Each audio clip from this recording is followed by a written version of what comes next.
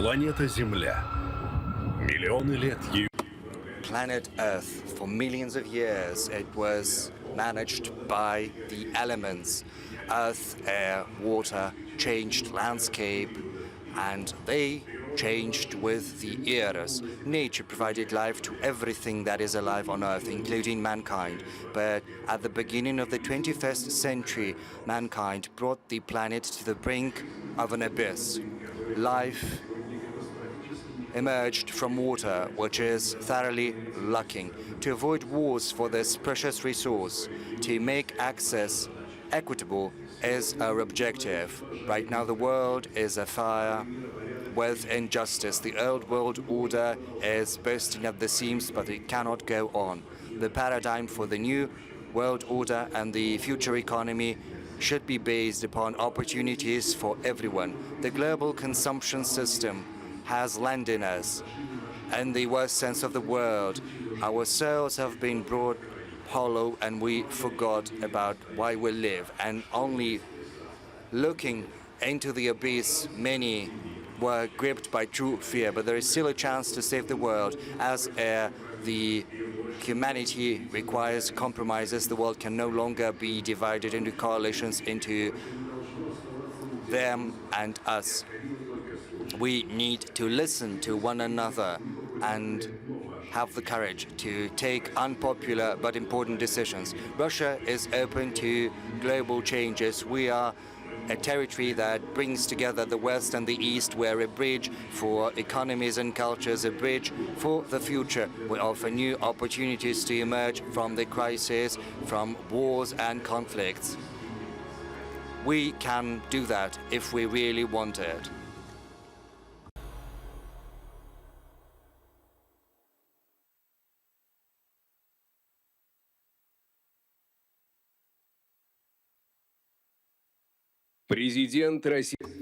President of the Russian Federation, Vladimir Putin. President of the Republic of Kazakhstan, Kassym-Jomart Tokayev. Moderating the plenary session is Margarita Simonyan.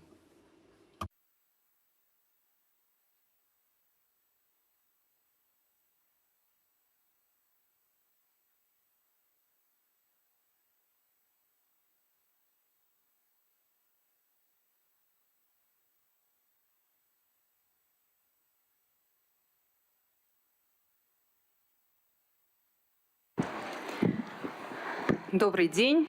Good afternoon. Very soon it's going to be evening.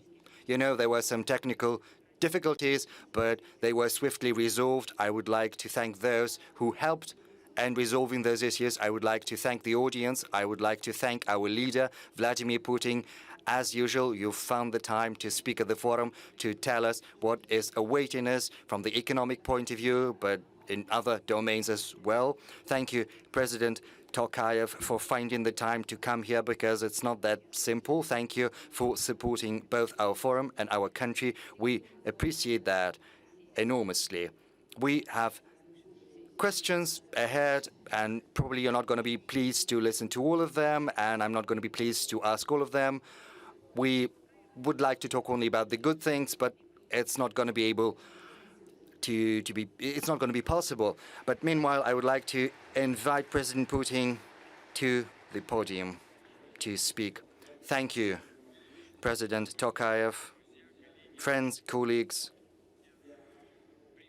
I would like to welcome the participants and the guests of the anniversary 25th St. Petersburg International Economic Forum. It's taking place in a difficult time for the whole of the world community. The economy, the markets, the very principles of the global economic systems have come under threat. Many trade, manufacturing, logistical ties earlier disrupted by the pandemic are being tested yet again. Moreover, such key business notions as the goodwill, the sacrosanct nature of property and trust in world currencies have been significantly undermined, unfortunately, by our colleagues in the West. And it was done deliberately for the sake of ambitions to preserve outdated geopolitical illusions. Today, I would like to expound on my view, on the view of the global leadership about the current state of affairs in the global economy. I'm going to dwell on how Russia is acting amid these conditions and how we plan our development in this constantly shifting situation. 18 months ago, I spoke at the Davos Forum and I emphasized once again that the unipolar world order era was over. And I would like to take this issue up once again because it's still relevant, despite all the attempts to preserve the old world order. You know, it's only the natural course of history. Change is the natural course of history because civilizational diversity of the planet and the richness of cultures can hardly be reconciled with political, economic, and other ready-made templates. Templates won't fly there. Templates that are rudely, categorically being imposed from one single center on others. This very idea is flawed. This very idea that there is one, albeit powerful power with a small bevy of close, privileged partners. And all the norms for business community, for international relations when needed, are given an interpretation to benefit these countries. So it's a one-way street, as it were. And the world, based on such dogmas, by its very nature, is unstable. The US declared a victory in the Cold War and later came to think of themselves as God's own messengers on planet Earth who have no duties, only interests. And the latter are declared as sacrosanct. It's as if they choose to ignore that over the recent decade, the planet has seen the emergence and increasing prominence of new powerful centers. Each and every center is developing its own political systems, social institutions, implementing their own economic growth models, and certainly they have the right to protect them and to ensure their national sovereignty. I'm talking about objective processes, about truly revolutionary tectonic shifts in geopolitics, global economy, and in technology, and the very system of international relations, which are seeing a growing role of dynamic, promising countries and regions whose interests it's no longer possible to ignore. I reiterate, these are fundamental, truly revolutionary and inexorable changes. It would be a mistake to think that during these tumultuous changes you can simply sit it out, biding your time, that everything is going to get back to its circuits, that everything is going to be as it was. It won't. And yet, it seems as if the ruling elites of certain Western countries are laboring under precisely these very illusions, choosing to ignore the obvious, persistently clinging to the ghosts of the past. In particular, they think that the domination of the West in global politics and economics is a constant, but nothing is peremptory, nothing is eternal. Moreover, our colleagues are not simply denying the reality. They are trying to oppose the course of history, thinking in the past categories, laboring under their own delusions about countries that live outside the so-called golden billion. They think that the rest of the world is periphery, their own backyard. And they still treat those countries as their colonies, and people who live there, well, they are considered to be second-rate because they think of themselves as exclusive, as something first-rate, and that's why they have this irrepressible desire to economically crush those who break the mode, who refuses to blindly follow. They rudely and brazenly obtrude their ethics, cultural and historical views, sometimes call into question the sovereignty and integrity of countries and threaten their own existence. Suffice it to remember what happened to Yugoslavia, Syria, Iraq. And if they fail to keep these rebels, so to speak, in check, they try to isolate them, and a council, they use everything, sport, the Olympic movement, bans on culture and art masterpieces due to the sole reason that their authors have their own origins. And this is the nature of the current bout of Russophobia in the West, as well as the reckless sanctions against Russia. I would say reckless and insane sanctions. The number and the rate at which these sanctions are rubber-stamped, well, it's unprecedented. I understand the rationale. They tried to crush Russian economy in one go by force, disrupting business chains, making Western companies leave the Russian market, freezing our assets, dealing a blow to the industry, to finance, to the level of life of our people. But it didn't work. The Russian enterprises and government authorities worked in a composed and professional manner. The citizens stand united and they assume responsibility. We're normalizing the economic situation. We stabilized the financial markets, the banking system, the trade system, and we injected liquidity and working capital into the economy to ensure the sustainability of enterprises and companies, employment and jobs. The gloomy predictions with regard to the prospect of the Russian economy that we heard in the beginning of spring didn't realize. But I understand where this propaganda campaign comes from, where these mantras about the dollar at 200 rubles and the inevitable and rapid collapse of our economy. This is a tool of information warfare, a factor of psychological influence on our society and on our business circles. Incidentally, some of our experts fell victim to this external pressure, and their calculation and estimates, they assumed that our GDP would inevitably plummet and ruble would depreciate critically, but the life itself proved wrong, these predictions. But I would like to emphasize that in order to be successful, we need to be frank and realistic in our assessment of the situation. We have to be independent in drawing our conclusions and believe in ourselves. We're a strong nation, strong people, and we are up to any challenge. And as our forefathers, we can find a solution to any task. And this is proved by the 1,000 years of history of Russia.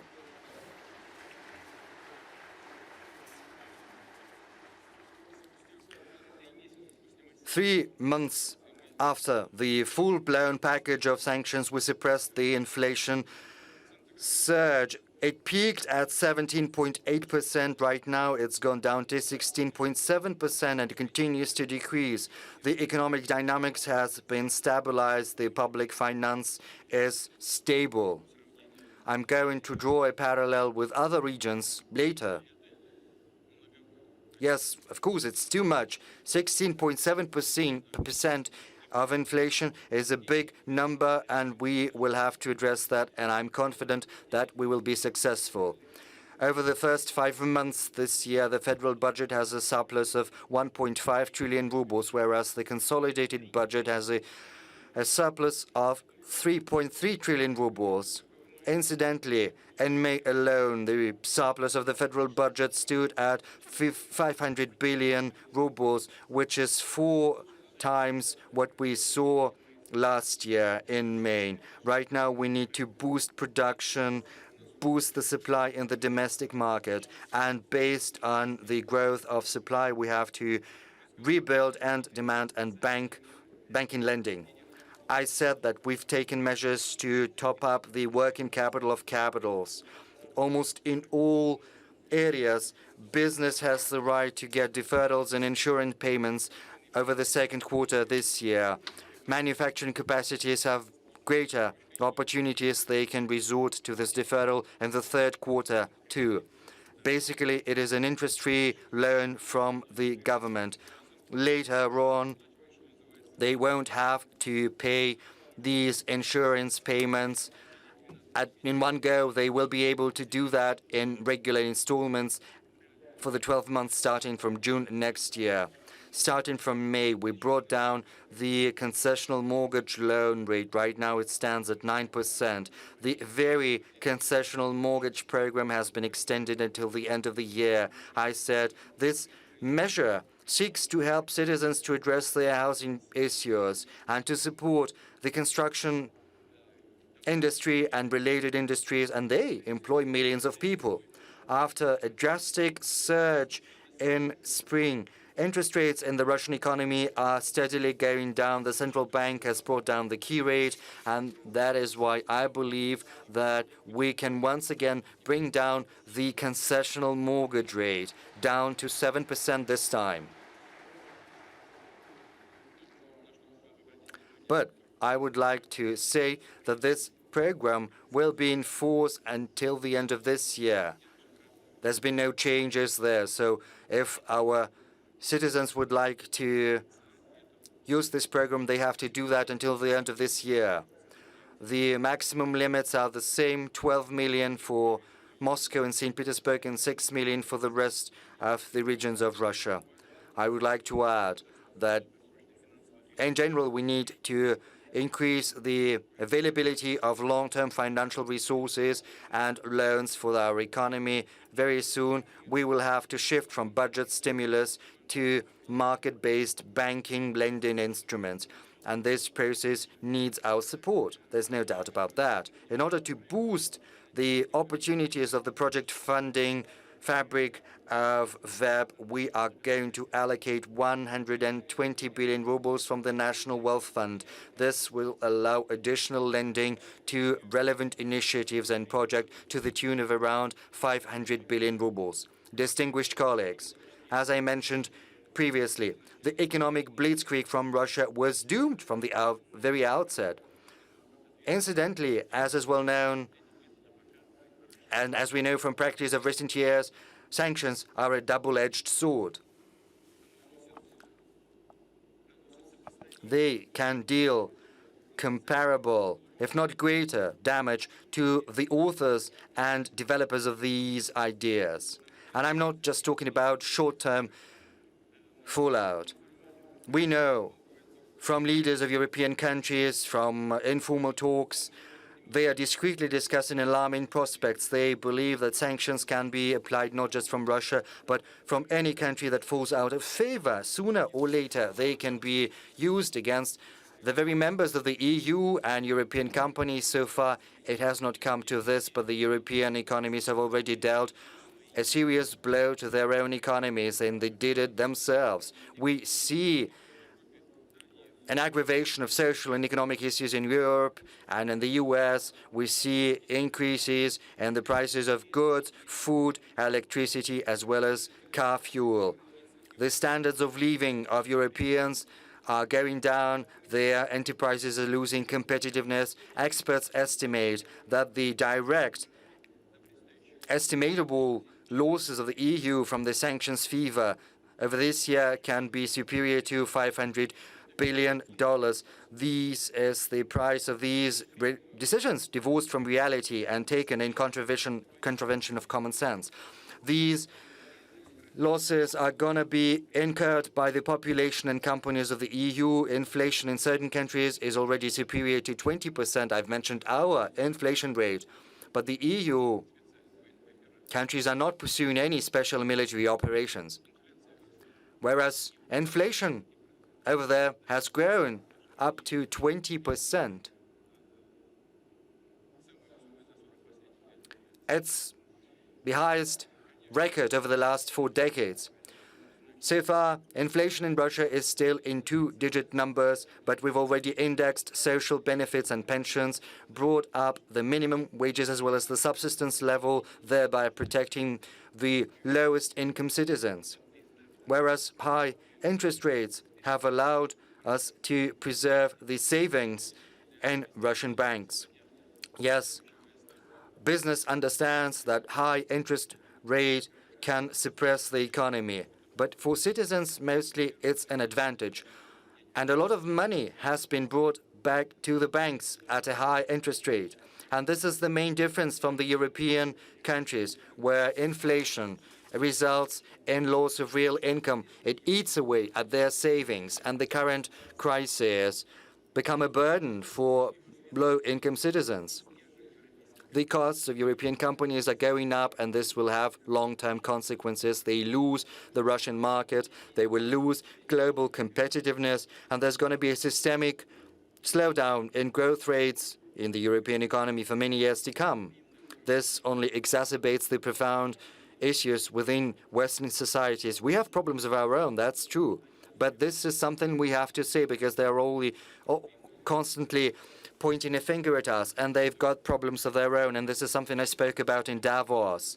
European politicians, and the developments of this year will result directly in deeper inequality in these countries. This will drive a wedge even further into their societies. And it's not just about the wealth, but also differences in values between different groups in these societies. So far, these controversies are suppressed and swept under the carpet. Democratic procedures and elections in Europe, you know, sometimes I watch at what's happening there, who arrives in power. It seems as nothing but a facade, because political parties that resemble one another as twins alternate in power, but the very essence remains the same. Real interests of their citizens and national businesses are relegated even further to the background. This loss of touch with reality, with the needs of society, will inevitably result in a recrudescence of populism and a surge in extreme radical movement, as well as social, economic, and political changes, as well as degradation and change in elites. You see, traditional parties are constantly losing in elections. New entities emerge. But if they are hardly different from traditional parties, they do not have many chances of success. All attempts at putting a brave face on a sorry business, all discussions about acceptable losses for the sake of fake unity cannot hide one single fact. The European Union has completely lost its sovereignty, whereas its bureaucratic elites are dancing to someone else's tunes, taking everything what's being dictated to them, dealing harm to their population, to their businesses, to their economy. What is also important is that the deteriorating economic situation is not happening over the recent months. I believe this to be of great importance. This is not a result of what happened over the recent months, nor is it the result of the special military operation pursued by Russia in Donbass. Whoever says that is blatantly and deliberately twisting the facts. A strong spike in inflation in commodity markets and goods markets happened long before this year's developments. The world had long been following this path over the recent years due to the reckless macroeconomic policies pursued by the G7 countries. I refer in particular to unbridled emission and accumulation of unsecured debts. And these processes have only accelerated once the pandemic of COVID-19 started back in 2020. Back then, on a global level, we saw a drastic shrinking in supply and demand for services and goods. So what does our special military operation in Donbass have to do with that? There's no relation whatsoever. So without being able to devise or without wishing to devise other recipes to overcome these challenges, the Western economies decided to resort to the crude method of the printing press, printing money. Money supply over the last 2 years increased by 38% to the tune of $5.9 trillion US. As for the sake of comparison, just a handful of countries across the world can boast a bigger GDP, whereas the money supply in the Eurozone has also drastically increased by around 20%, that is, by around 2.5 trillion euros. Recently,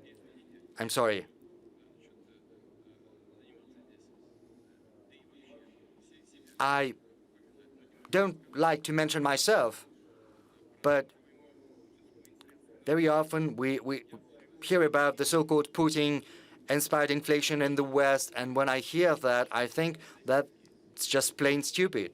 It comes from people who don't know how to read and write. People who know how to read understand what is really happening. Our actions to liberate Donbass have nothing to do with that. Right now, there are problems in energy, and this is due to the systemic mistakes in the economic politics of the current U.S. administration and European politicians. This is the only reason for that inflation.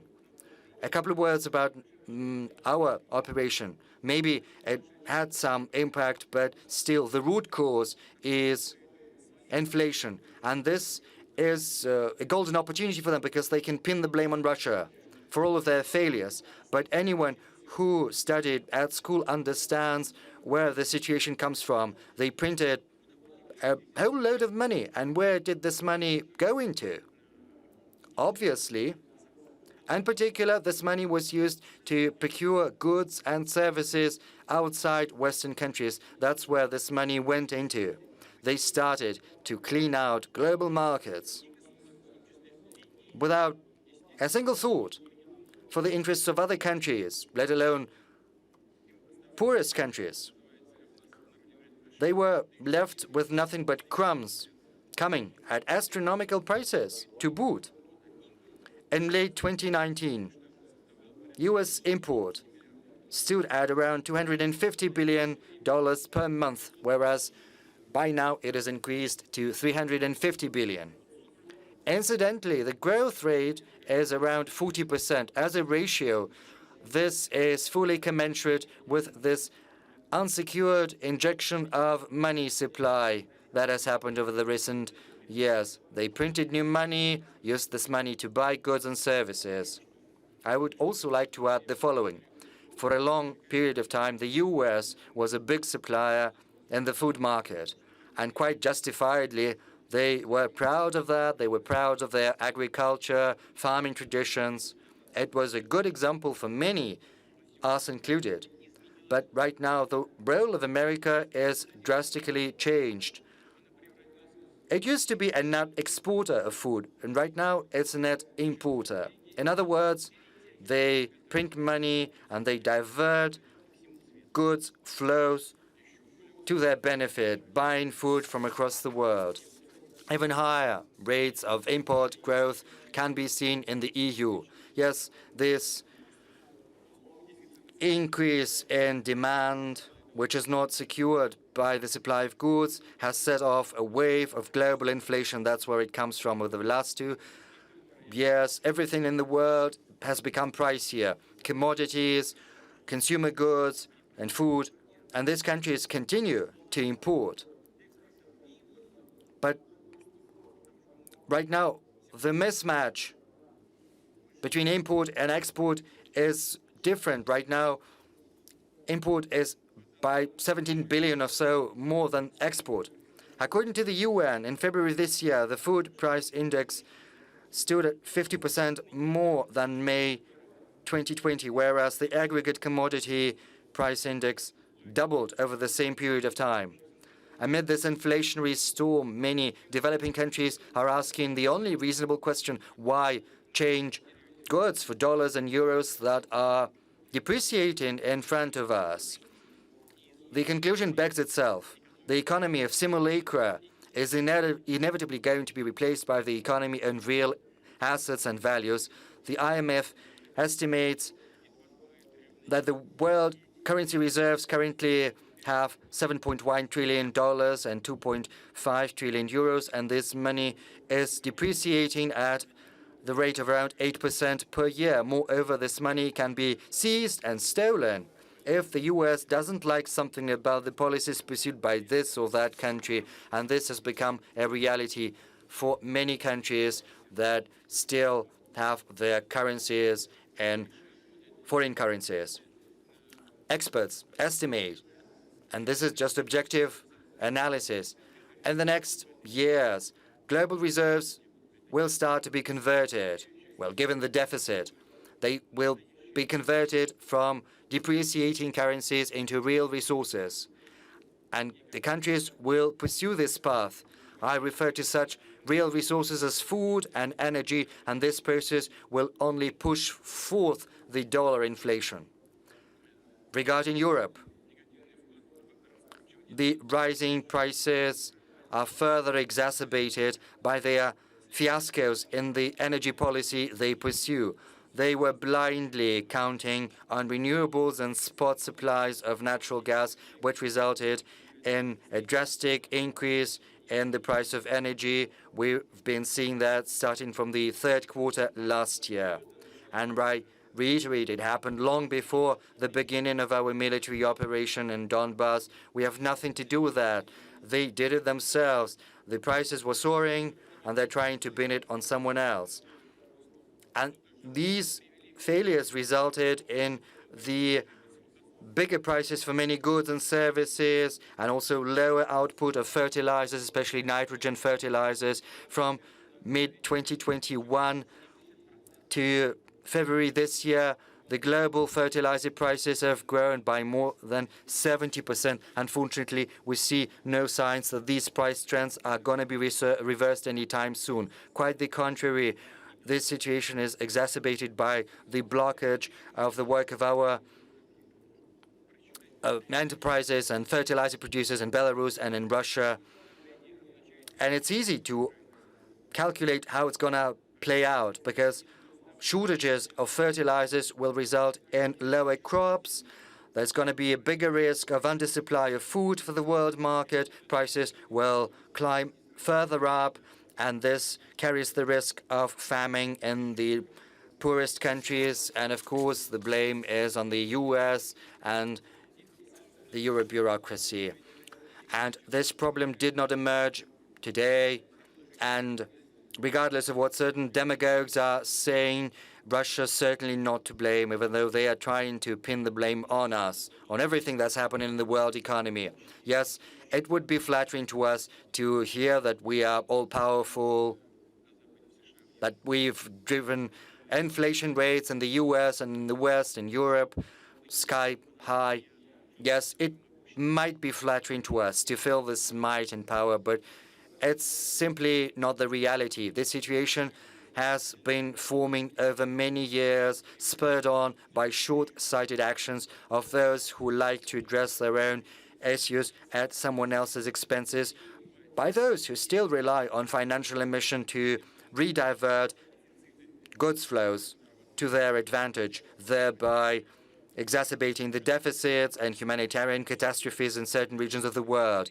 Basically, this is this very same colonial policy. This is the new edition. It's far more sophisticated. You won't be able to understand what's happening at first sight.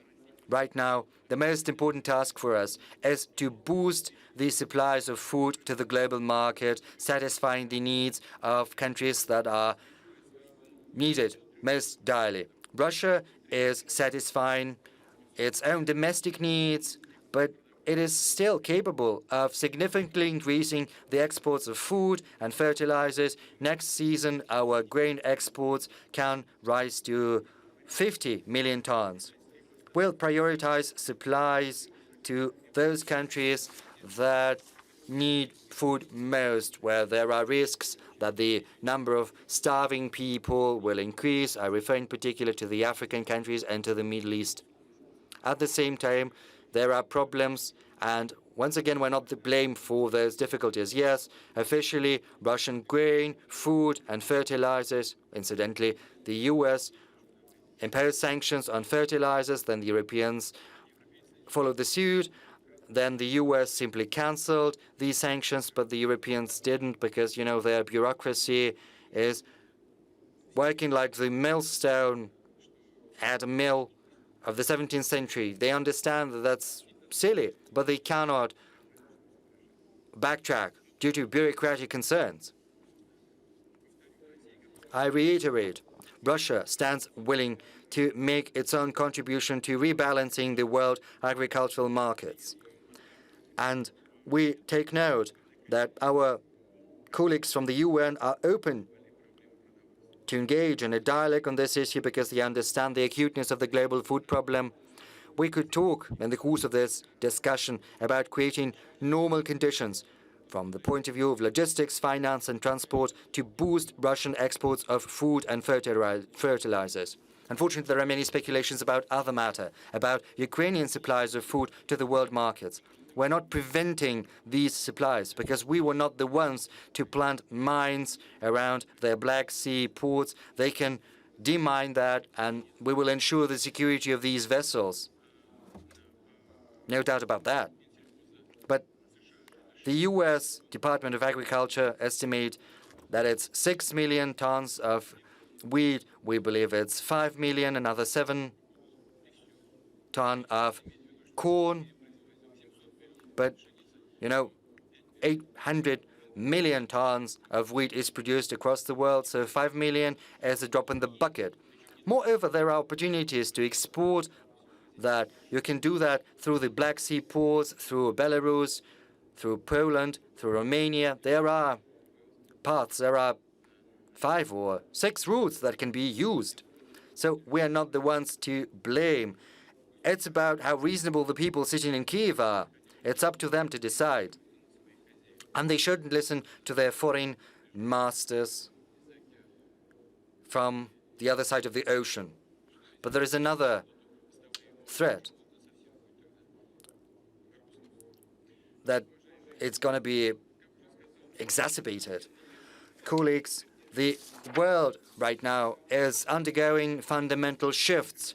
International institutions are breaking down or malfunctioning. Security guarantees are losing value. The West has categorically refused to implement responsibilities it had assumed in the past.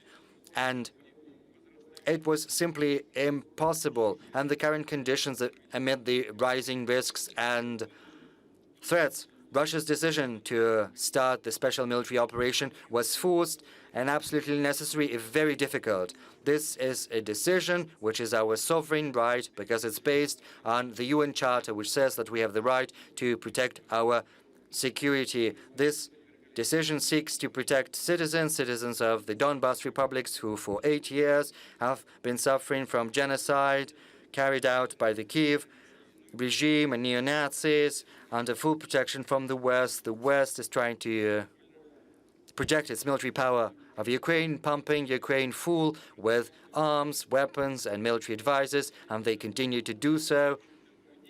And as for economic development and the welfare of people who live there, they don't give two hoots about that. But they spare no money on creating a NATO springboard in the West against Russia or on fueling aggression, hatred, and Russophobia.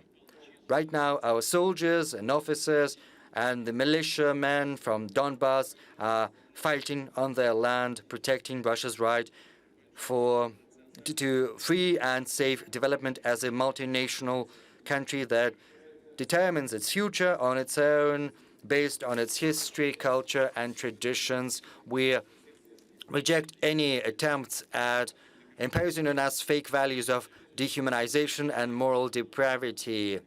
All goals of the special military operation will be accomplished,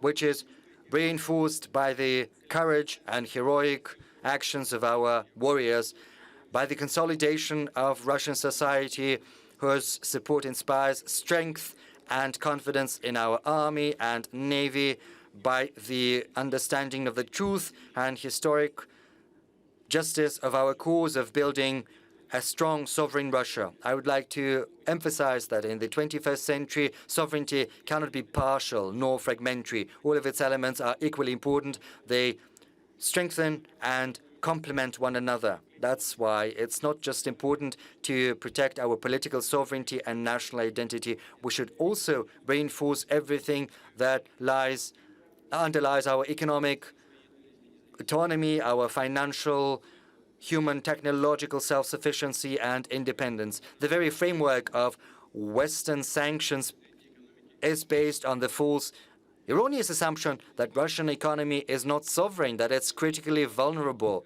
And they were so caught up in spreading the myths about Russia's backwardness and the weakness of our position in the world economy and trade that they came to believe their own inventions. They were simply ignoring real facts. They were ignoring how much our country has changed over the recent years. And these changes were brought about by our careful planning, aimed at building a sustainable macroeconomic environment to ensure food security, implement import substitution, build our own payment system, and so on and so forth. Yes, sanctions and restrictions have put a great number of tasks in front of us. Some enterprises are suffering due to shortages of spare parts. Some technological solutions are no longer available to our companies. Logistics has been disrupted. On the other hand, this is opening up new opportunities to us. It's often said, but it's the truth.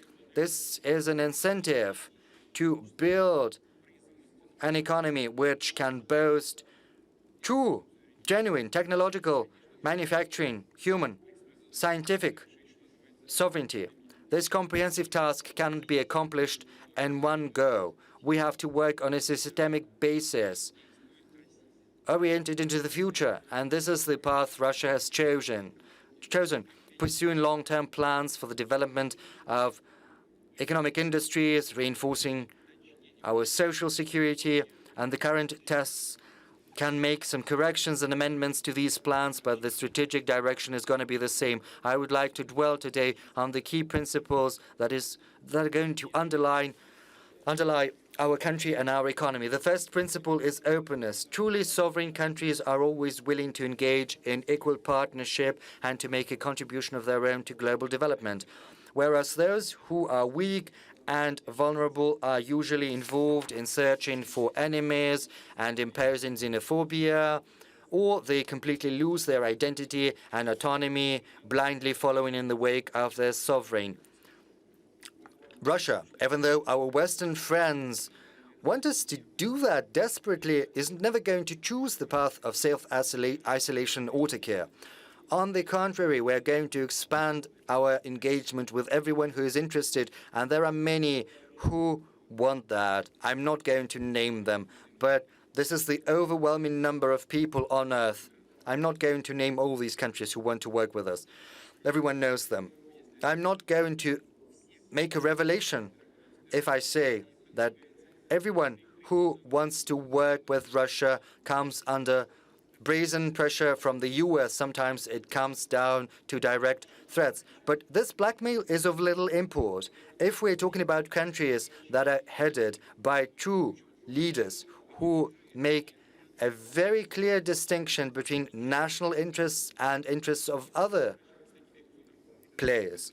And Russia is going to build economic cooperation with these countries, promoting new projects, and we are certainly going to work with Western companies who, despite the unprecedented arm twisting, continue to retain successful presence in the Russian market. International cooperation will develop on the solid and predictable foundation of building a convenient and independent payment infrastructure in national currencies, and to help our companies with logistics and cooperation, we develop transport corridors, increasing the throughput capacity of railroads, the transshipment capacity of ports in the Arctic, in the West and the South, in particular in the Azov and the Black Sea and Caspian basins. They are going to be the most important part of the North-South corridors that is going to create a sustainable channel of communications with the Middle East and South Asia. We hope that the flow of cargo will begin to grow steadily very soon over these corridors. But it's not just international trade that's important. Russia wants and is willing to develop scientific, technological, cultural, humanitarian, and sport-based cooperation based on the principle of equality and mutual respect. And we will aspire to responsible leadership in all of these domains. The second principle for our long-term development is reliance on entrepreneurial initiative. Each and every private initiative that seeks to benefit Russia should get maximum support. The pandemic and the current developments have once again demonstrated to us the importance of flexibility and economic liberties. Private business, even amid harsh conditions, has shown that it's willing and ready to compete in the global markets, and they adapt to the shifting environment thanks to private business. We will continue to alleviate administrative pressure.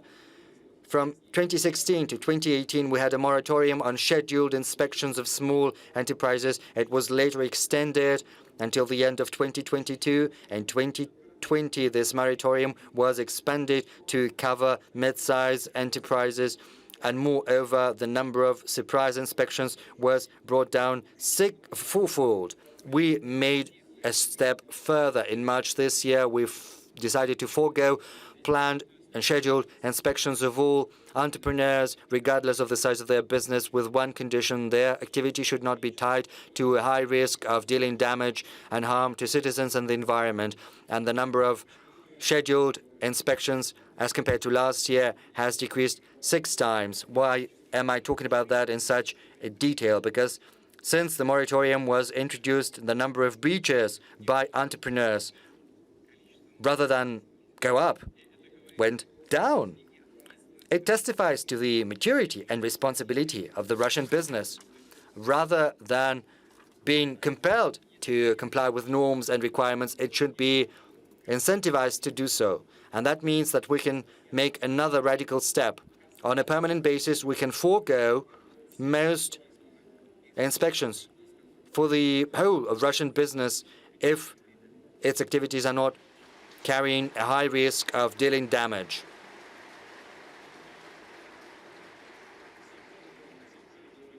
Everyone understands for quite some time there is no need to go around and inspect each and every one. We need a risk-oriented approach, and I request the government to set the concrete parameters for such a reform in the coming months. Another sensitive issue for our business.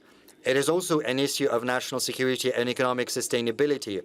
In order to decrease and minimize any type of abuse, any loopholes that allow exerting pressure on entrepreneurs, we are consistent in removing and abolishing vague norms of criminal legislation with regard to so-called economic crimes. In March, a law was signed according to which criminal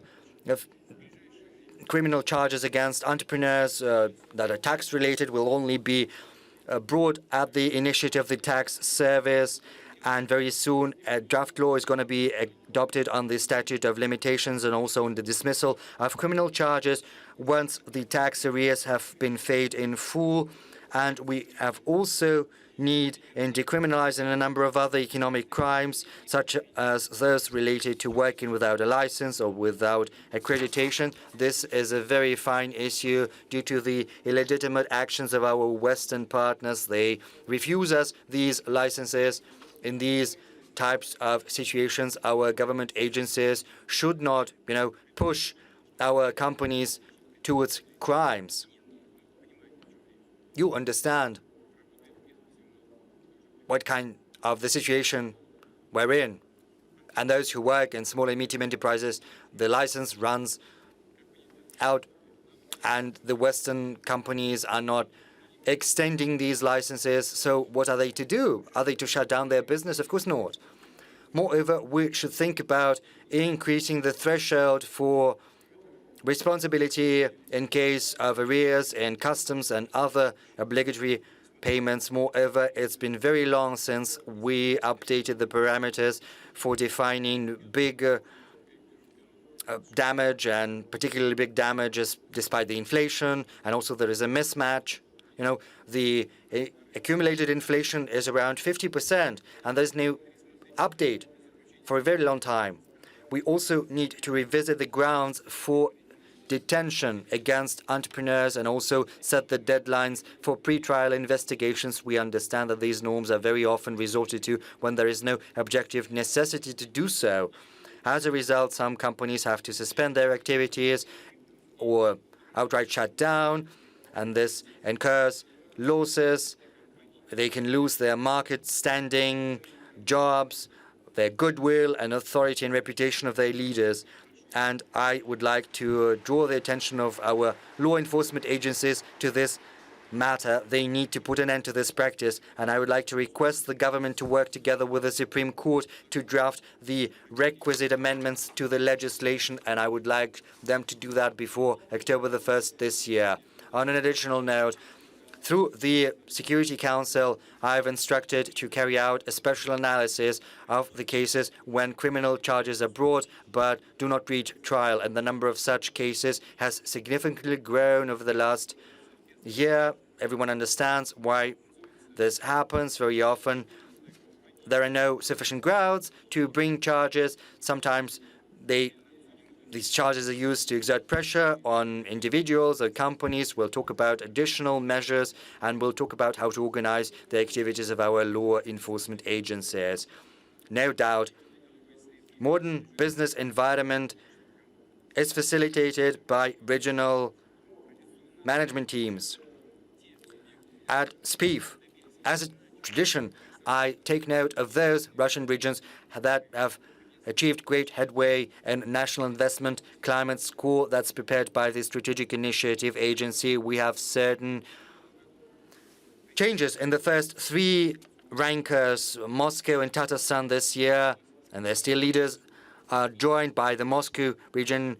Jumped to the third place from the 8th place. Among the top rankers are Tula, Nizhny Novgorod, Tyumen, Novgorod, Sakhalin, region St. Petersburg, and Bashkortostan. On a particular note, I would like to take note of the regions that have made most progress. These are Kurgan region by 36 positions, Perm and Altai Krai by 26 positions, and Ingushetia by 24 positions, and Ivanovo region that has risen 17 positions. I would like to offer my congratulations to my colleagues from these regions, and I would like to say thank you to them. The federal government is also paying particular attention to supporting business initiatives of our citizens in small cities and remote areas, in rural areas, and the same goes for the regional and the municipal level. And we have some success stories, such as software, environmentally friendly goods, self-made products across the country that are being sold through Russian marketplaces, online marketplaces. We need to create new opportunities, implement new models of trade, including e-trade platforms. We need to bring down logistics, transport, and other types of costs, in particular through the modernized offices of the Post of Russia. We have to help the employers of small companies, self-employed citizens, novice entrepreneurs. We have to help them get additional skills and competencies. We have the relevant measures that target small towns, rural areas, and remote areas and territories, and I would like to enter them as a special category into the national project on SMEs. I would like to address the owners and the heads of big companies and top managers, colleagues, friends. Genuine, solid success, sense of dignity, and self-respect only come when you tie your future and the future of your children to your country, to your homeland.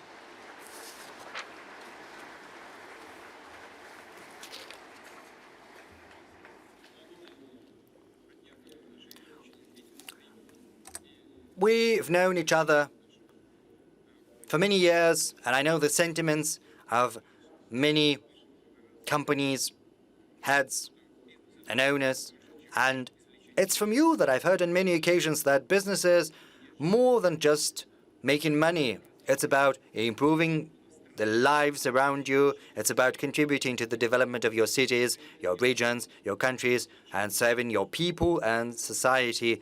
This cannot be replaced by anything else. This is the very essence of business.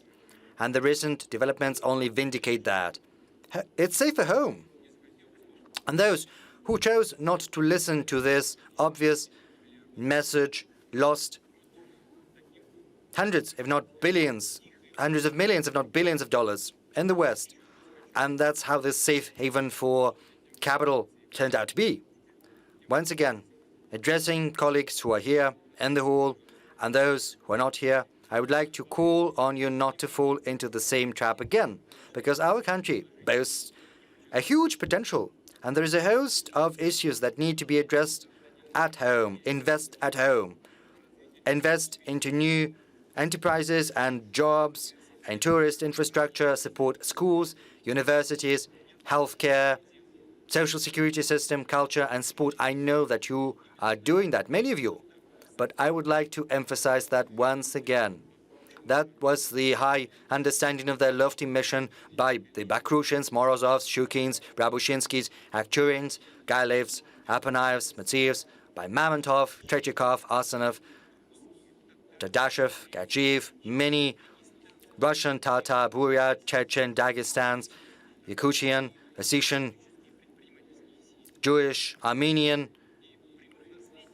merchant and entrepreneurial families and representatives of other peoples of the multinational Russia.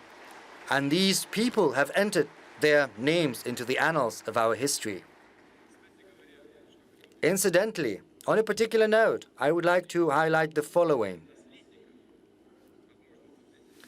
For possible successors of the capital, I don't know what's more important, the money they get, the property, or maybe the goodwill, the good name, and the contribution of their forefathers to their country's future. It's not going to be squandered by anyone, pardon this expression. And the good name is going to be with the descendants. It's going to follow them from many generations to many generations. It's going to be a better support than money and property. Distinguished colleagues, the third principle of our long-term development is a responsible and well-balanced macroeconomic policy. It's precisely this policy that has allowed us to withstand the unprecedented sanction pressure. And this policy is important not just to respond to the current threats, but in the long run as well. We're not going to relive the tragic experience of our Western colleagues who have set off the inflation spiral and thrown their finance into disarray. Our goal is to develop our economy steadily for many years to come, decrease the inflation burden for citizens and business, and achieving the long and mid-term target of inflation. We want 4%. I started with the inflation figures, but the goal is the same. It's 4%. I've already instructed the government to draft proposals on the new fiscal rules that seeks to ensure the predictability of our fiscal policy and to create the most favorable environment to use the external economic conditions to our advantage. We need that to reinforce the foundation of our economic growth, to address infrastructure and technology-related tasks which serve as the basis for the welfare of our citizens. Yes, some companies are committing suicide. You know, we see that some companies have this suicidal sentiment. And it would be senseless to serialize the money supply with their help. But the main principle is to spend how much you earn. And this principle is peremptory. It's always there. The fourth principle is social justice. Economic growth, business initiative, industrial capabilities, scientific technological potential of Russia should translate into social advancement. And this development should lead to decreasing inequality rather than exacerbating it, as it happens in some countries. We are not champions or the leaders in addressing these tasks. The issue still stands, but still, decreasing poverty and inequality comes through greater demand on domestic produce, through increasing the potential of our regions, through creating new jobs where they're most needed. This is the determining condition for further economic development. The positive dynamics in real wages of our citizens and lower poverty level, these are the main fruits that testify to the efficiency of our government. And we need to improve and to address the objective difficulties. This year, this is the task set forth before the government, and we have to protect the most vulnerable groups, pensioners and families with children, those who found themselves in dire straits. On a yearly basis, pensions are growing at a rate superior to the inflation rate. This year, they were increased twice, and starting from June the 1st by additional 10%. Together with pensions by 10%, we've increased the minimum wages as well as the subsistence level to which many other social benefits and payments are tied, and they will have to increase accordingly, which is going to directly affect, for the better, the income of around 15 million people. Over the recent years, we have set in place a comprehensive system to support low-income families with children, and women can get support from pregnancy until their children reach 17 years. The welfare of people and their well-being is an important factor of demographic development, given the negative demographic waves that are overlapping. In April this year, fewer than 100,000 children were born. That's by 13% less than in April 2020, and I would like to ask the chairman of the Russian government to personally oversee the development of additional measures to support families with children. They need to be comprehensive and commensurate with the magnitude of these demographic challenges we are up against. The future of Russia lies with families with 2, 3, and more children, so it's not just about direct financial support. We need to target and tie to the needs of these families with children everything: the healthcare system, education system, and the rest that affects our quality of life. And this is precisely the goal pursued by the National Social Initiative, implemented by regional teams and the Agency for Strategic Initiative. Together, this autumn, we are going to take stock of the standards of living, to get the best practices and spread them. The fifth principle is the accelerated development of our infrastructure. We've already increased direct budget expenditure on reinforcing our transport network. And starting next year, we are going to build the main roads at the federal and regional level. Within 5 years, no less than 85% of these roads should be rebuilt to comply with standards. We are actively employing such a new tool as infrastructure budget loans provided for 15 years at 3% rate, and the demand is running far higher than initially anticipated. Our regions can boast carefully thought through promising projects which we cannot delay. We'll think what we can do. Last night we had a lengthy discussion about that, and we think this is a very good instrument. On a particular note, we need to modernize the utilities sector, and there are many problems there. This is a chronically underfunded sector to the tune of 4.5 trillion rubles. 40% of networks have to be changed, hence low efficiency, big losses, and no less than 3% of networks go into obsolescence, become dilapidated on a yearly basis, and just 2% are changed. And this situation is getting worse year in, year out. That's why we need to consolidate resources and launch a comprehensive program to modernize the utility sector. It should be synchronized with our plans for infrastructural development and overhaul of housing. We need to cardinally improve the situation, and we need to steadily bring down the share of dilapidated and obsolete networks. We should also address the issue of substandard living, and we'll talk about that in detail with governors during the session of the Bureau of the State Council next week. I also suggest that we boost the resources to create a favorable urban environment in small towns and historical settlements. It's a good program, and we believe we need to allocate additional 10 billion rubles on a yearly basis in 2023-2024 to these ends. Additional money is going to be allocated to develop the Russian Far East. I would like to request the government to allocate special limits and set special conditions for these ends under the infrastructure budget loans program and the modernization of the utilities program. Our special priority is the comprehensive development of rural territories, because people who live in rural areas feed the country and they need comfortable, decent living conditions.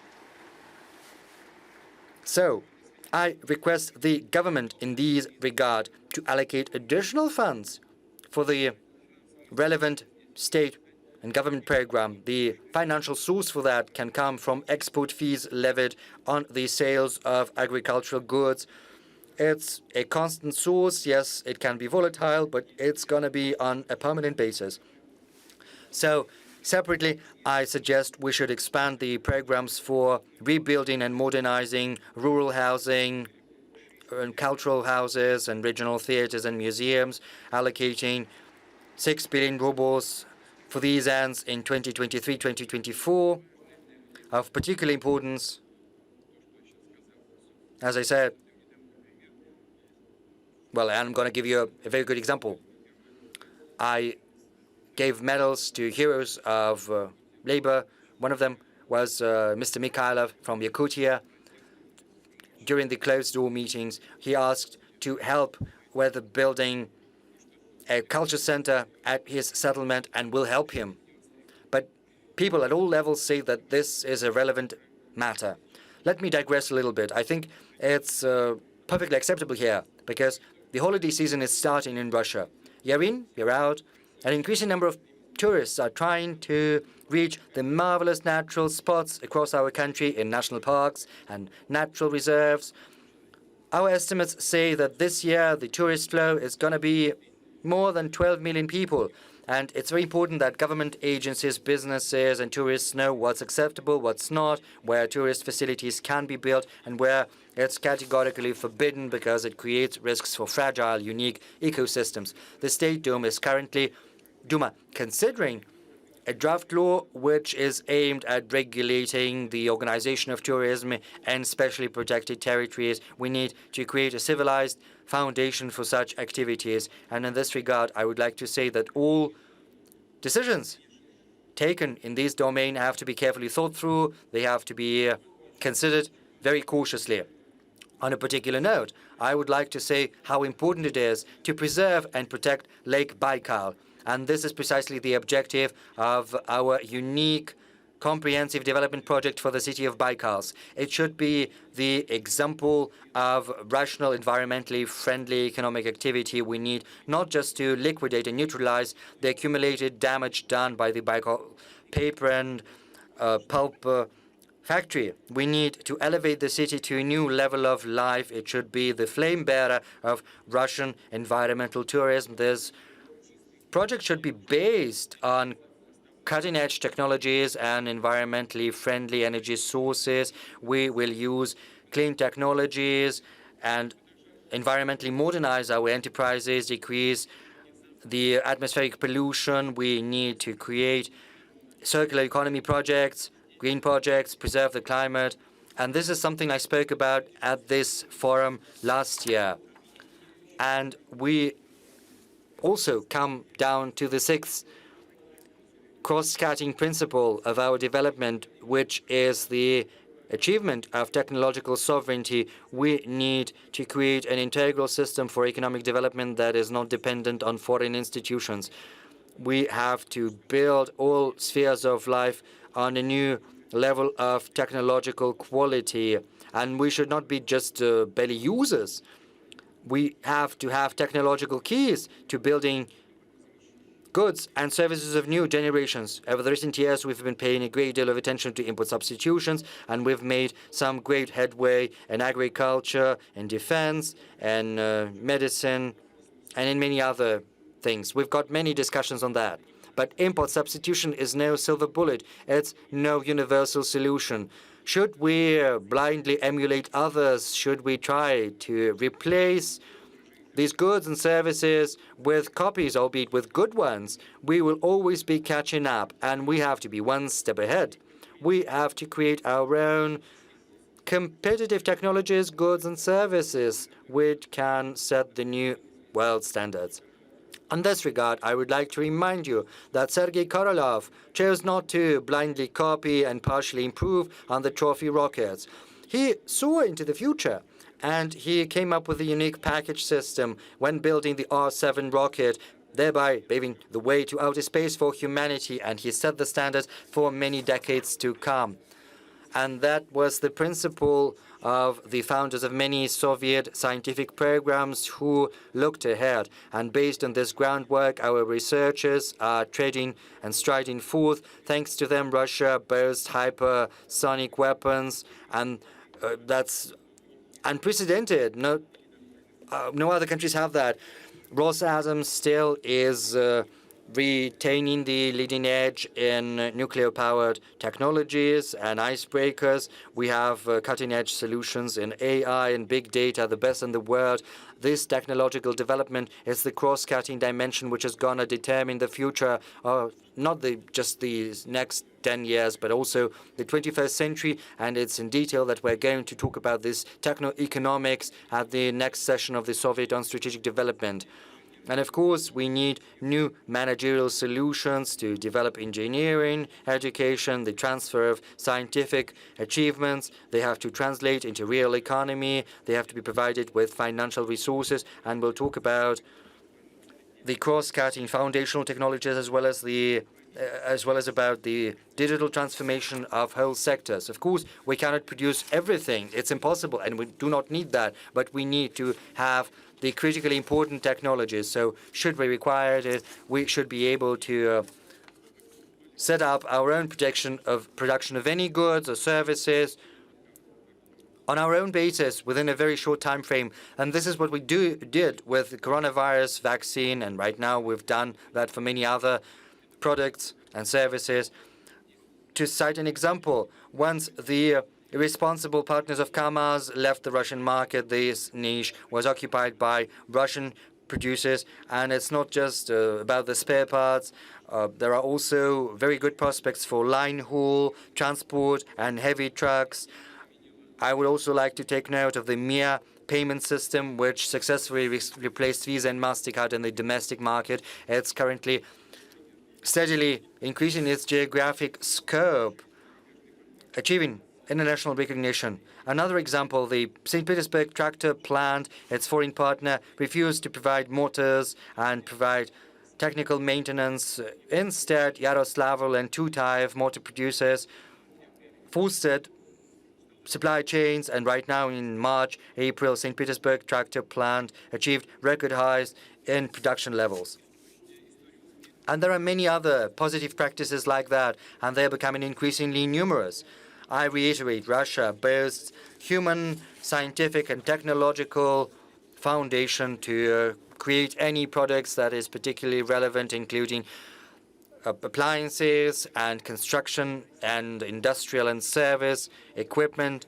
Right now, we need to boost capacities to set up production lines within a very short time frame.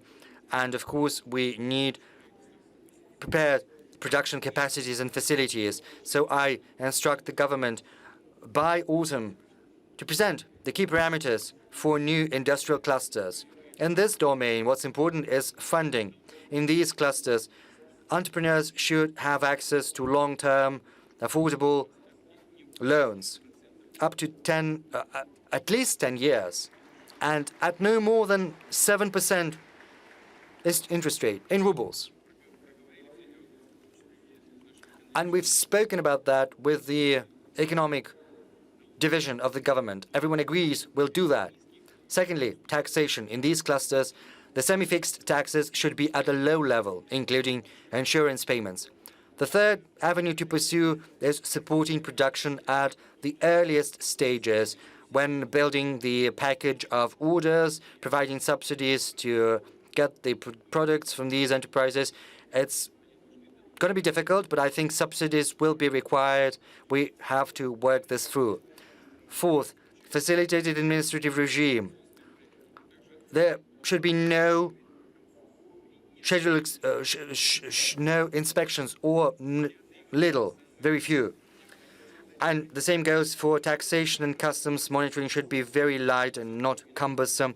Fifth, we need to create guaranteed long-term demand for this innovative production produced and reaching the market. We need a preferential regime for these industrial clusters, and it's going to be in force starting from January the 1st, 2023. I would like to say in this regard that the new poles of growth and the existing one should engage small business, for enterprises, for small organizations. It's important to see where you're going, to see the prospects. And that's why I would like to ask the government to work together with the SMEs Corporation as well as with our biggest companies to launch the tool of long-term contracts with state-sponsored companies and small and medium enterprises, because this will guarantee the demand for the goods produced by these entrepreneurs. This will help them expand their current production capacities or create new ones.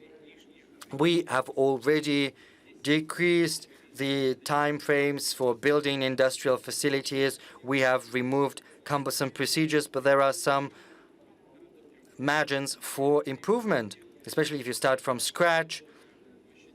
It takes from 18 months to 3 years, and if you want to buy ready-made industrial facilities, still the interest rates are very high. That's why I suggest we launch a new instrument, namely the industrial mortgage.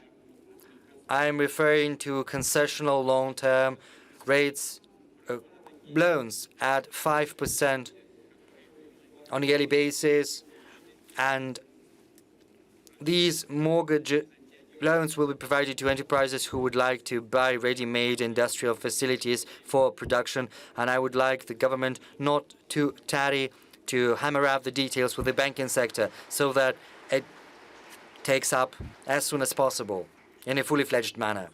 Distinguished friends, the rate and magnitude of changes happening to the global economy, to the finance, and to the international relations are growing.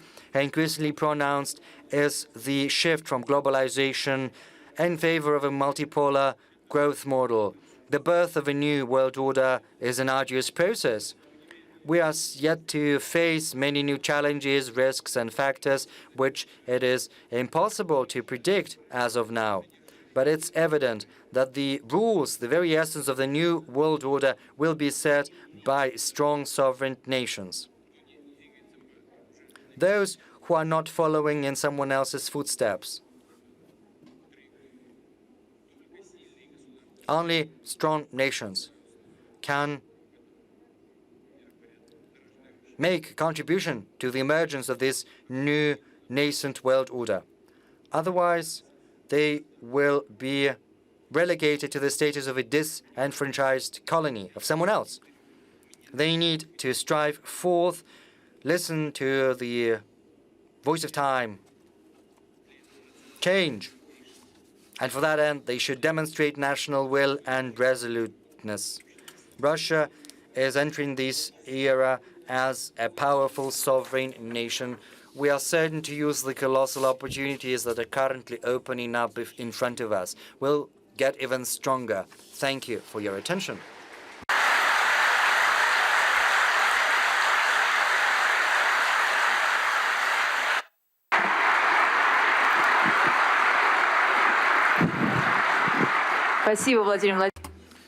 Thank you, President. You have given a very detailed speech. It is exhausting, and we have nothing else to talk about. However, we have questions to ask, and we'll proceed to questions later. But now I would like to invite Kassym-Jomart Tokayev, President of Kazakhstan. I would like to invite you to the podium and to present your point of view on what's happening in your country, what's happening in Russia, and in the world. Distinguished Vladimir Putin, President of Russia, distinguished members of the forum, participants, I would like to congratulate you on the anniversary 25th St. Petersburg International Economic Forum. I would like to thank President Putin for the invitation for a warm welcome in a cultural capital of Russia. Over 25 years, the St. Petersburg Forum has become an important platform. It's one of the world discussion platforms that are really important.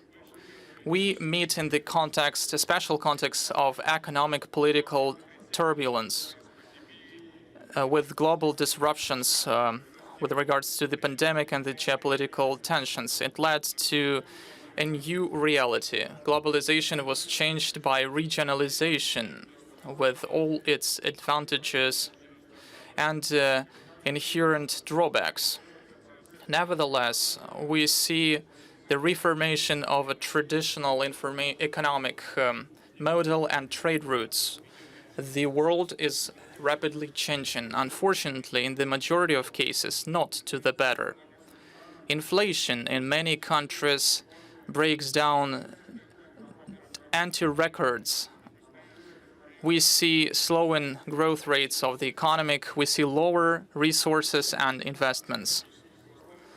The economic growth is restricted by the climate change, increase in migrants flow, and accelerated technological advances. We are paying close attention to these processes. Talking about a new reality, it's important to take into account a rapidly changing world order and the change of well-established contacts between North and South, West and East. It's important for the countries of our region not only to find right answers to those challenges, but to use them to our benefit. In this regard, we are substantively, consistently will tap the potential of the Eurasian Economic Union.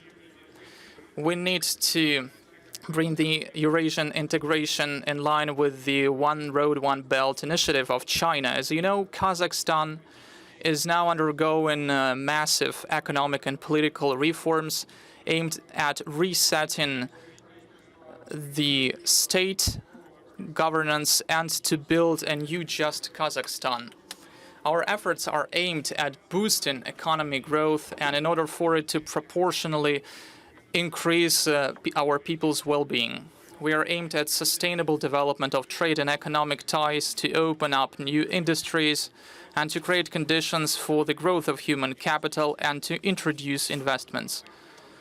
As part of a large-scale modernization of our country, we are building new rules, setting new rules of the game without monopolies and outrageous corruption. Our priority is to support the entrepreneurship, to improve the business climate, in order to protect the rights of investors to the maximum and to improve stability and predictability. We will fully respect our commitments we given to our traditional partners. Kazakhstan will continue to pursue the construction of an inclusive, just society and will fight against social inequality. In my opinion, in order to sustainably develop all the countries of the region, it is necessary to set new horizons of cooperation and to create new ways for our economies to grow.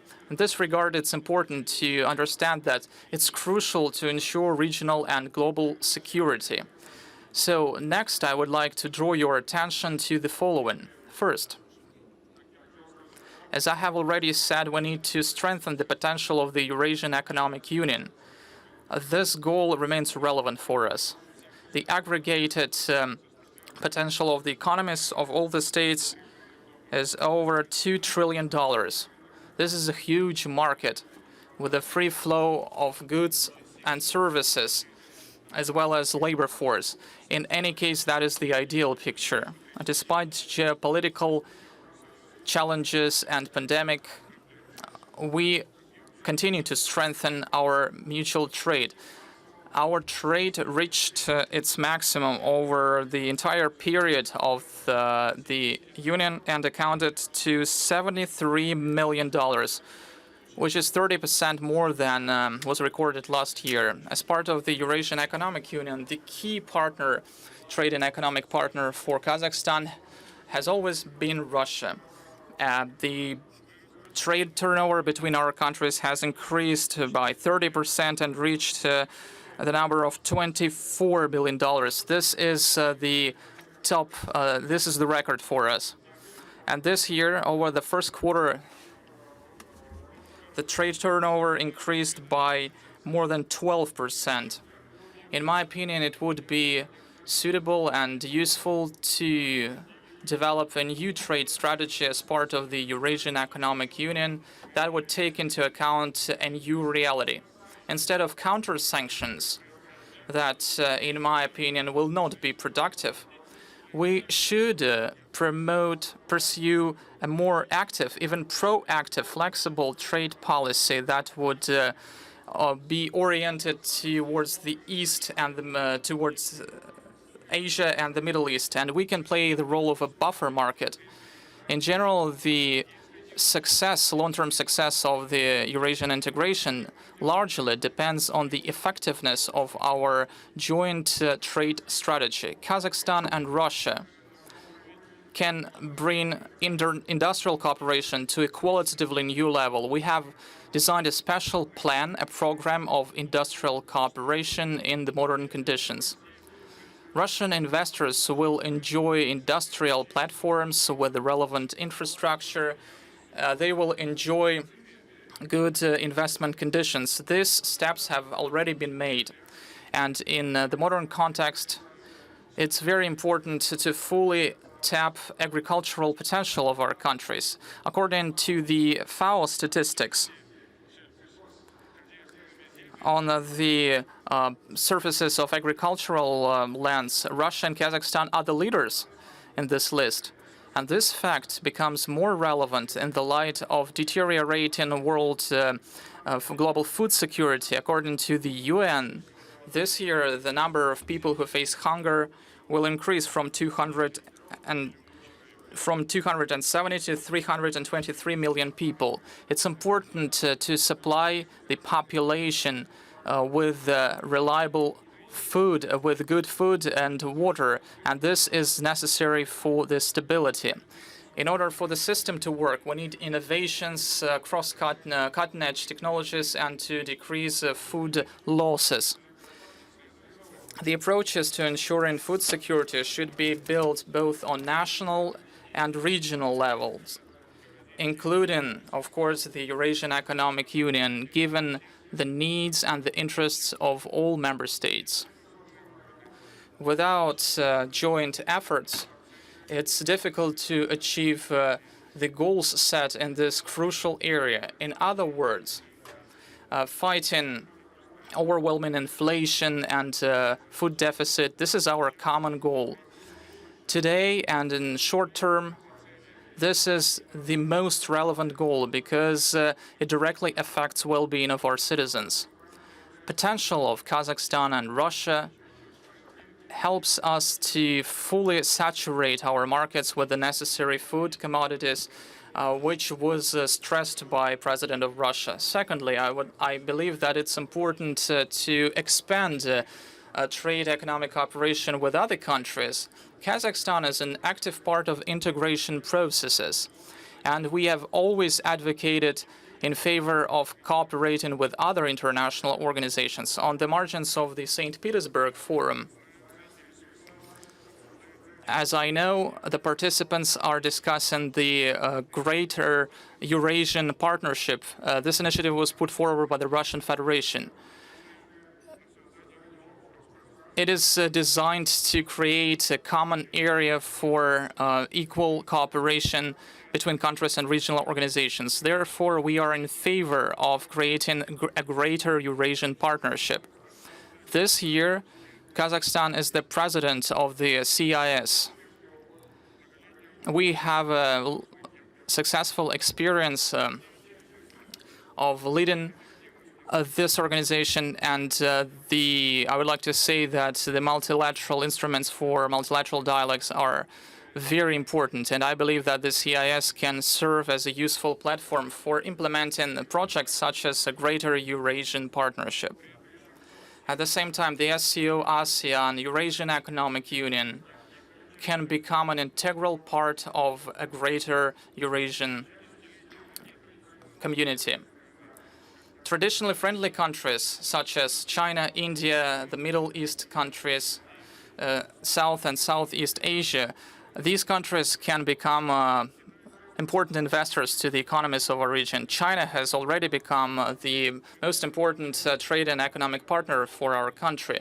This country invested over $23 billion over the last 15 years. Therefore, deepening bilateral and multilateral cooperation with China is very important for our country. Political cooperation is important, as well as economic aspects. We need to tighten direct channels between businesses to build new transport and logistics corridors. And today, on this forum, I met Russian representatives, representatives of other interested states. We pay a specific attention to discussing these issues. It also looks promising to create a pool of cutting-edge technological projects and reliable transport logistics chains to create new opportunities for the economic growth for both our countries. Thirdly, Kazakhstan has always stood in favor of international efforts aimed at combating the climate change. We will give more and more way for the green investments and to the relevant projects. Environmental problems are global. Almost all the countries of the world were affected, including Kazakhstan. Last year, because of drought and problems with the river supply, water from the river, we have the problems at the Zhayik region in our country. I believe that such long-term challenges must be dealt with jointly. I believe that we need to think of the closed loop, or so-called circular economy. And we are working on decreasing our dependence on energy. We develop renewable sources of energy and fight against energy losses. Industrial ties between our countries and geography dictates that it is necessary for us to unite efforts in this strategically important sphere. I hope that together we can come up with reliable approaches and to identify concrete measures to achieve sustainable results. Fourth, a sustainable source of economic growth is, of course, a qualitative human capital and a constructive intercultural dialogue. As part of the International Decade of Reapproaching of Cultures declared at the UN, we will continue to make efforts to increase cultural diversity and to promote intercultural dialogue internationally. In September this year, our capital will host the traditional meeting of world religions. And we would like to invite religion personalities from Russia to take part in this forum. We are actively changing the system of higher education involving leading international universities, including Russian universities. We deepen educational ties. This is of particular importance in order to strengthen traditions of Russia-Kazakhstan cooperation. I'm confident that a successful implementation of educational cultural initiatives will help to make a significant contribution to sustainable economic development of our countries. Distinguished participants, Kazakhstan firmly believes that Eurasia is our common house and the states of our continent must closely cooperate together. We are convinced that a peaceful, stable, economically strong Eurasia will be an important factor to an inclusive global growth. We believe that this important discussion platform that brings together high-level experts has huge potential to find productive ideas aimed at normalizing the international situation and bringing back the world economy to the positive dynamics. Thank you very much. Thank you very much, Mr. Tokayev. Eurasia. Some negotiations took place. Eurasia is indeed our common house, and we would like this house to prosper thanks to our joint efforts. And now we will move to Africa. We have an address by the President of Egypt, Mr. el-Sisi.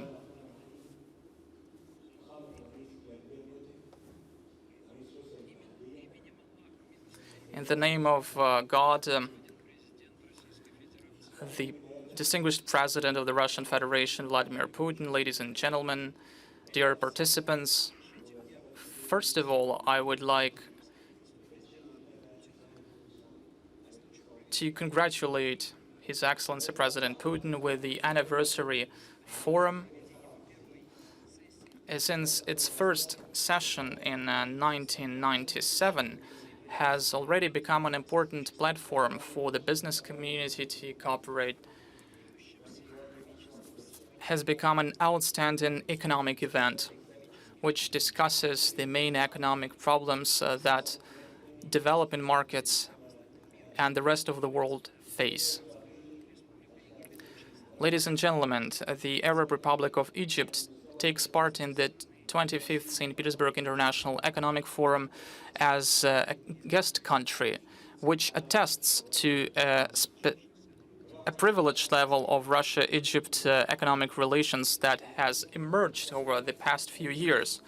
This year, the forum is held amid unprecedented economic and political strategic challenges. I hope that the results of the forum will help to find effective solutions to current problems and will help to overcome, to mitigate the world economic crisis that hit many countries in the world, including the developing countries. At the same time, it is necessary to take into the account the concerns of all countries.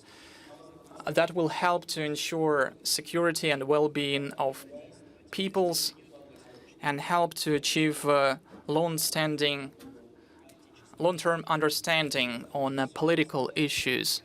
This will lay beneficial foundation for the economy, the global economy, to grow.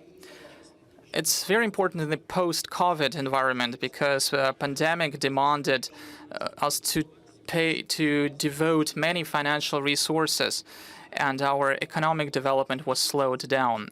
Ladies and gentlemen, I would like to take this opportunity and stress that Egypt is proud that it has formed relations of solid friendship with Russia.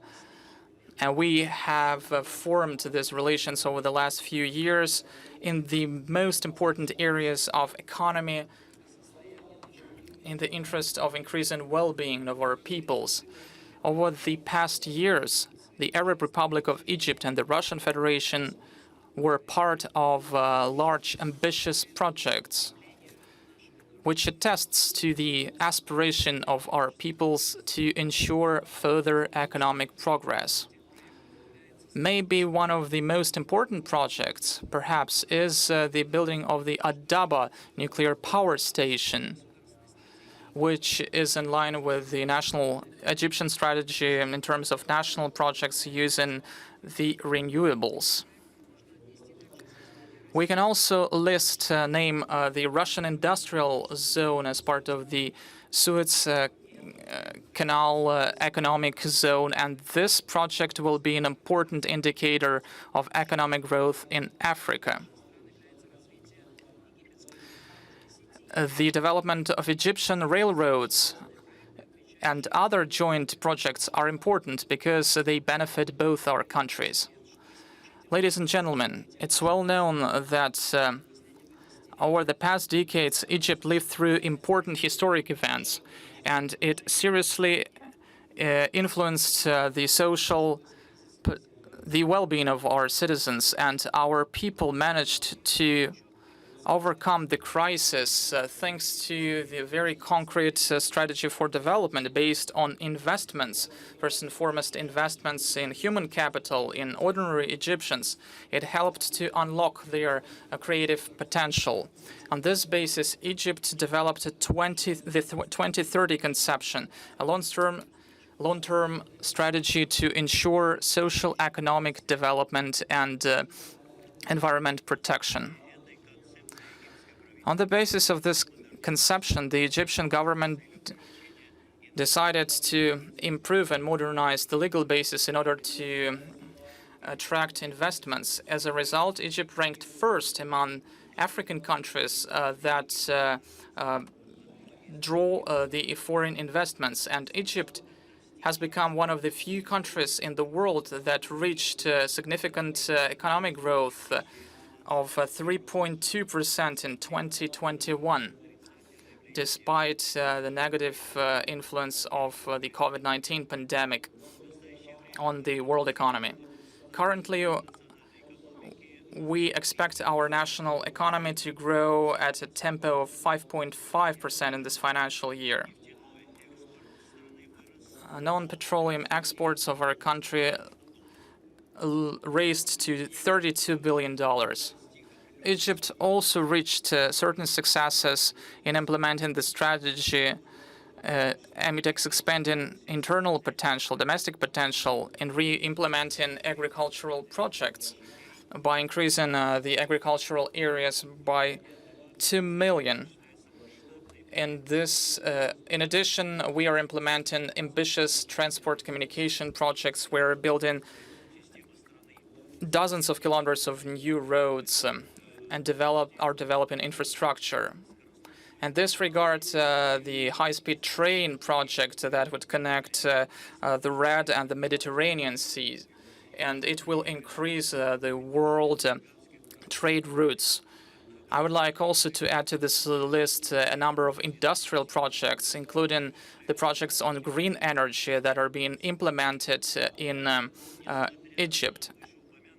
Despite the aforementioned steps, we have recently faced the economic crisis provoked by the COVID-19 pandemic, and the whole world is steadily overcoming the consequences of this crisis. At the same time, we are facing another economic crisis, which negatively affected the economic growth and budgets of different countries. As a result, we've seen the growth of prices on fuel,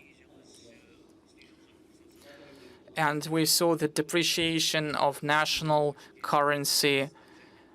It led to the disruption of supply chains, disruptions in civil aviation and other areas of Egyptian economy. First and foremost in tourism and insurance.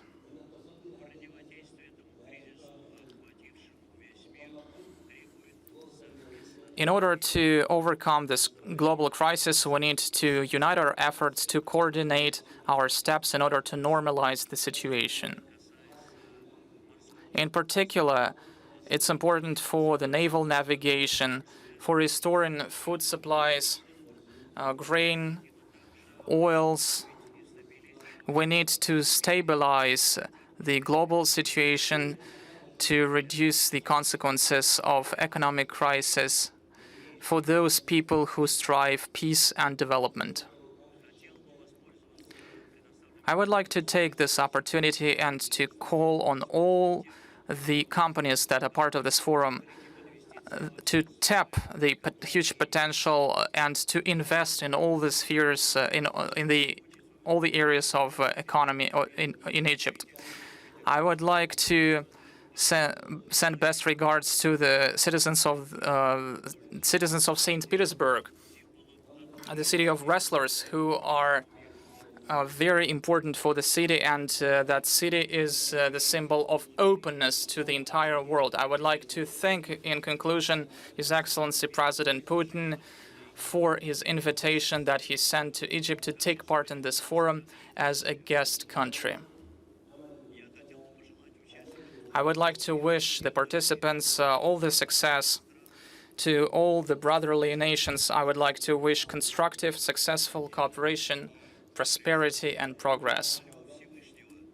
I pray to the God to send us peace and stability, to prevent wars, to avoid social economic consequences of conflicts, to resort to dialogue, to the language of mutual understanding and peaceful coexistence. Thank you for your attention.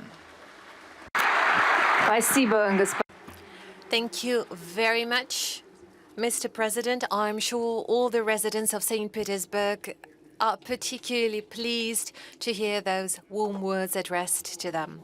Well, we have a little way to go before we move over to the discussion, and we tempt you a little bit longer. Before that, we'd like to listen to the address by the President of the People's Republic of China, President Xi Jinping. Your Excellency, President Vladimir Putin, ladies and gentlemen, dear friends. I want to thank President Putin for his kind invitation.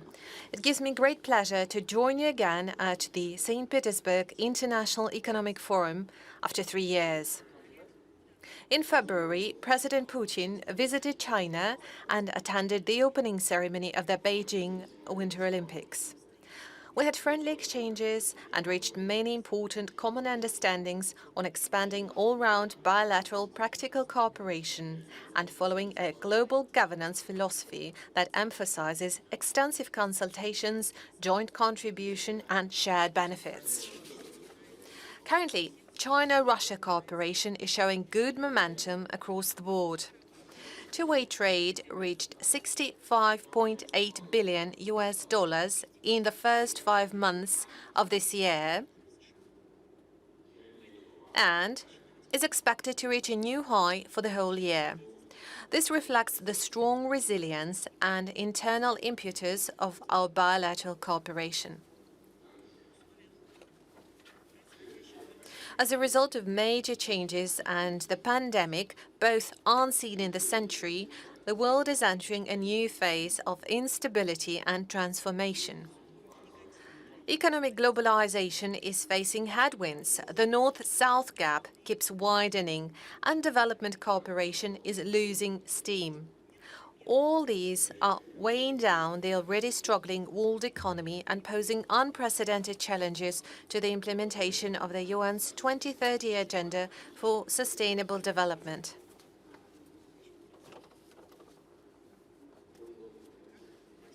As an ancient Chinese dictum goes, a wise man would always think about potential risks in a favorable situation and look for possible opportunities in times of adversity. Crises and opportunities come together, and a crisis overcome is an opportunity gained. For a crisis to be turned into an opportunity, confidence is the game changer. The more difficult things get, the greater the need grows to stay confident. Last year, I proposed the Global Development Initiative at the UN General Assembly. It has been warmly received and supported by the UN and other international organizations and some 100 countries in the world. At a time when the international community is so keen about achieving more equitable, sustainable, and secure development, we should seize opportunities, meet challenges head-on, and work on the implementation of the GDI to build a shared future of peace and prosperity. First, we need to foster an enabling environment for development.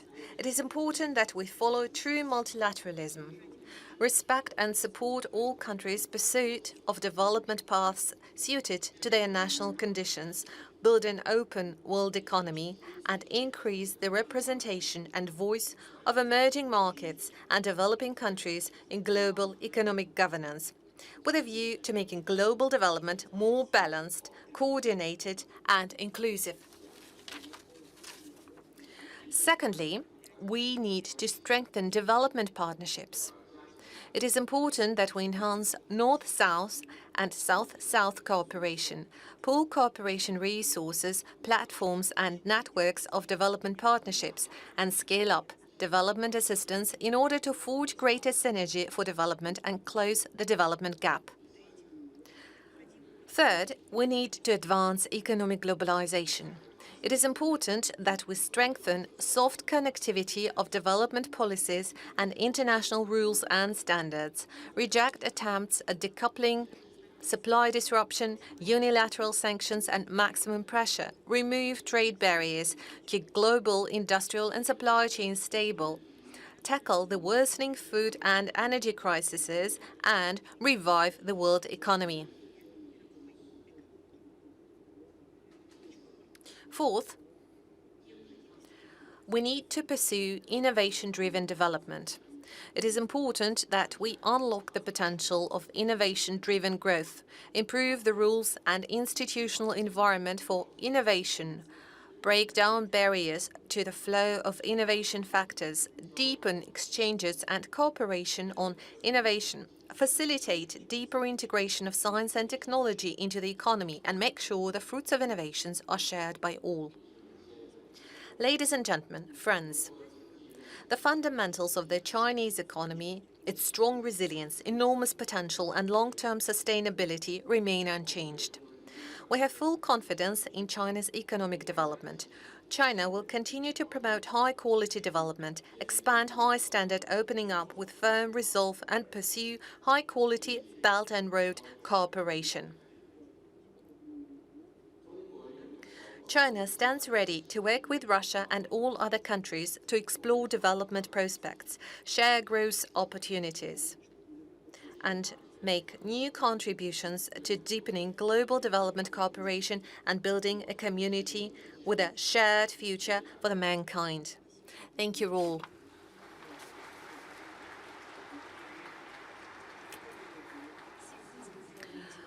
Our gratitude goes to President Xi. It is always exciting to learn more about the Chinese wisdom, learn a few new Chinese sayings. Probably, who knows, the Chinese wisdom is exactly what the world needs at the moment. President Putin, I wanted to show one thing. I wanted to show it specifically to you. That's a package of juice. It doesn't really matter what kind of juice it is or what brand it is, but look at the packaging. It used to be very different. It looked very colorful. Now it's all white. Why so? Well, because there is no paint available. The manufacturer of paint for that type of packaging has left the Russian market, and now we have heard that even the manufacturer of the packaging itself is about to leave Russia as well. So even that will no longer be available. So that would probably mean that we would have to bottle juice to put it into glass bottles as it used to be when I was a child. So there are very different positions on that. You slightly touched on the matter in your address today. A major part of the people present in this hall at the moment have probably arrived to St. Petersburg on a Sapsan train. We hear from some people that we'll replace Sapsan trains by the Chinese trains that are even better. Some say that we will learn to manufacture trains on our own. Well, I have to say that the high-speed trains we used to have in 1984, they were called R24, was aged 4 at the moment, and back then we had high-speed trains, but we no longer have them, which is quite sad. And there are people who say that, no, we cannot substitute Sapsan trains. They will operate for about 2 more years, and then we'll have to make a step back, and we'll have to refuse from high-speed transportation. And that will happen everywhere, mobile phones, computers, everything that we're used for. And we'll have to refuse from that. That would be extremely sad, really heartbreaking, I would say. Is there any other option? Well, whenever a decision is being made, any decision, you have to focus on the essentials. What are the essentials today? Our independence, our sovereignty, and ensure our development in the future? Now and for future generations, or have a nice package today? Well, if we don't have our sovereignty today, then in some not far away future, we will have to procure everything, and we would only produce oil, gas, horse saddles, maybe as we used to do it in the past, and sell timber abroad. Well, that would be inevitable, and this is exactly what I was talking about in my presentation. Only sovereign countries can count on independence in the future. But it does not mean that we should step back and turn back the time to 30 or 40 years. Well, as for packaging issue, I do not think that it is so extremely complicated, and it's not something that we could substitute, either with the help of our partners from other countries who would be delighted to occupy this niche, or maybe it's something that we could do on our own. Well, I see President Tokayev nodding his head, so most probably they are ready to jump at this opportunity. I'm sure they are, but that's not the point of the matter. We talk about import substitution a lot. Well, I would only add a few words on that. I don't want to take too much time. I will just answer this question. It's not about import substitution as such. It is important to create our own opportunities based on development of education, science, new and promising engineering schools, be that packaging or any other things, even smartphones. Well, we can always buy it. But what we could never get, and that was never the case, are those critically important technologies. We could never get those, even before, despite all the perfect relations we used to enjoy with our Western partners in the previous decade. And that is the problem. And whenever we want to protect our rights, we see sanctions being imposed and limitations, and that is the problem. That is why that's exactly the spirit that we should use now. The ability to produce critically important technologies based on what we have. If we have this solid foundation, we will always be able to produce and manufacture all the products that you mentioned, smartphones, packaging, everything. So if we really understand it, and if we focus on resolving fundamental matters, then all the associated problems would be easily resolved.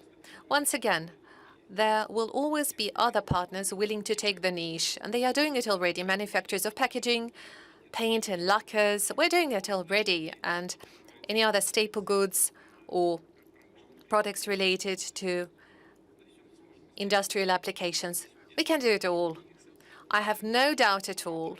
Yes, some things would get lost, some would be recovered, something would be done on a new base in a much more advanced manner, just like as it always was.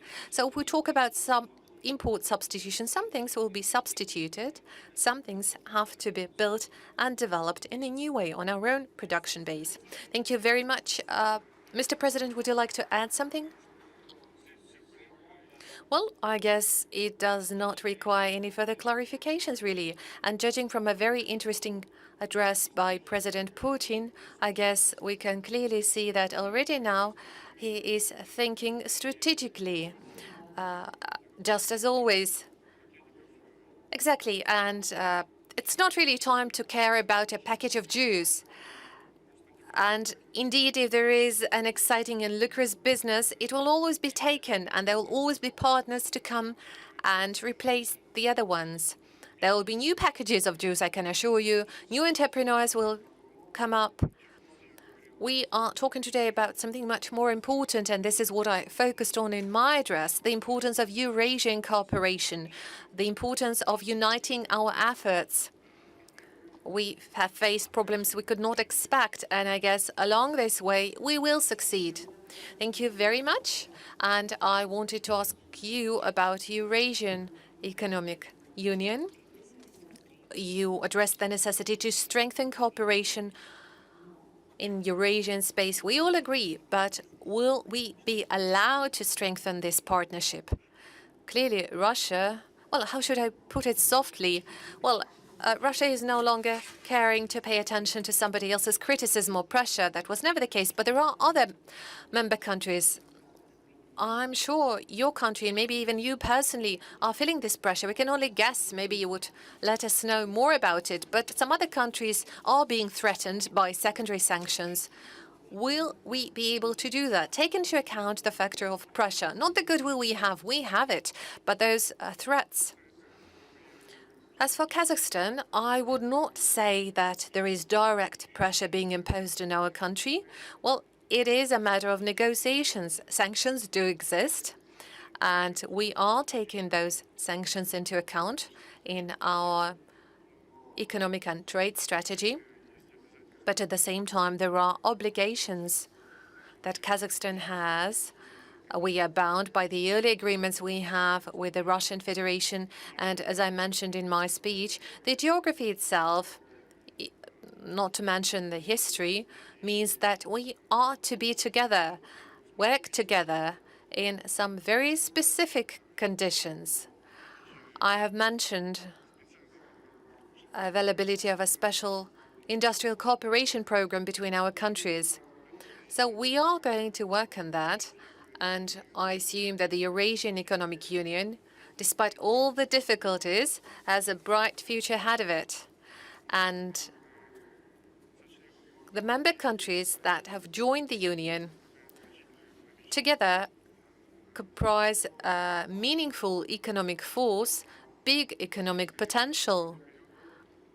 Well, one cannot rush ahead, and I certainly do not want to criticize anyone at all, because the actual difficulties and hurdles do exist.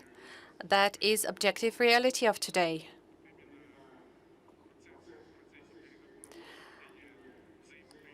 And therefore, we need negotiations, and that is exactly at the core of the work that lies ahead of us. That is a very challenging exercise. We need to find mutually acceptable solutions, take into account the interests of one another. Yes, we do have arguments within the Eurasian Economic Union. We do not only meet in an open format, we do have behind-the-door meetings as well. And I see President Putin smiling at that. Yeah, but we always find a solution, and that gives us reason for optimism. Thank you very much. I wish us all the best of luck in searching those solutions. Thank you. My colleague just mentioned that sometimes we do have arguments. We always have arguments. We always have disagreements. But we always demonstrate respect towards one another, and we will search and find compromises. You mentioned pressure from the outside. Well, we've just heard the speech by President Tokayev, and he mentioned the volume of our trade. Well, despite all the pressures, you cannot just cancel the amount of trade. $24 billion is the volume of trade for the previous year, and it's 12.5 billion for the few months of this year. And it will only be bigger. It will get close to 40 at the end of the year, probably. So this is something you can't cancel. It exists, and hundreds of thousands of workplaces are dependent on that, and the well-being of millions of people. It's just like if you try and cancel or anything, well, they try to impose sanctions on Russian fertilizers, but then they reverted their decision because everybody needs something to eat, and sanctions can change this. And an attempt to make a blitzkrieg against Russian economy. Well, clearly they failed. As Mark Twain was saying, the rumor of my death are strongly exaggerated. Well, the same applies here.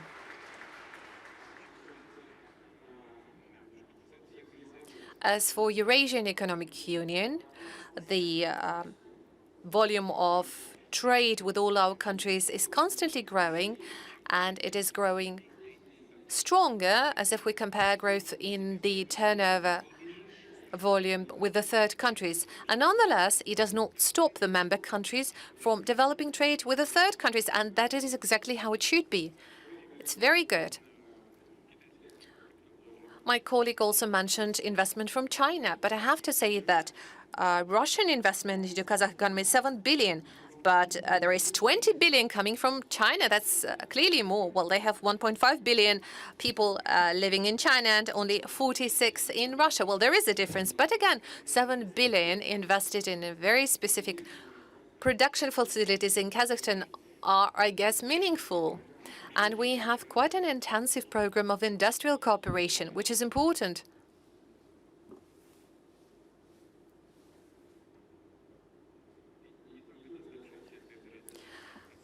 And it's not just the cooperation we've been having with the Eurasian Economic Union, but those are also newly developing projects. You can't cancel that. You can't ban it, no matter how much you'd like that.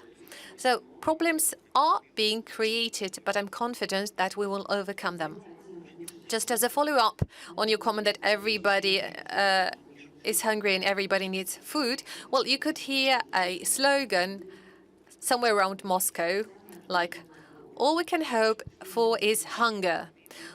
What is meant by that is that, well, here comes hunger, and that's when our partners will come to their mind and will cancel sanctions because they will realize that they have to be friends with us. Do you think that that is a realistic forecast? I really wouldn't want the hunger to be the reason, but still. As I mentioned in my speech, the situation in the global food markets is deteriorating. And again, I want to emphasize it's not our fault. Definitely not. It all started with the skyrocketing inflation and pumping money supply and money printing by the leading economies in the European Union and North America. They created this problem. And of course, they made things even worse with sanctions imposed against Russia, primarily the logistical problems, financial services, insurance. But we certainly wouldn't want anyone to suffer from hunger because of that. I've lately was meeting the representatives of the African Union. I told them, and I want to assure them once again, we're going to do everything possible on our side to take care of the interest of our regular buyers of grain. And by the way, lately we've been supplying grain to Kazakhstan as well.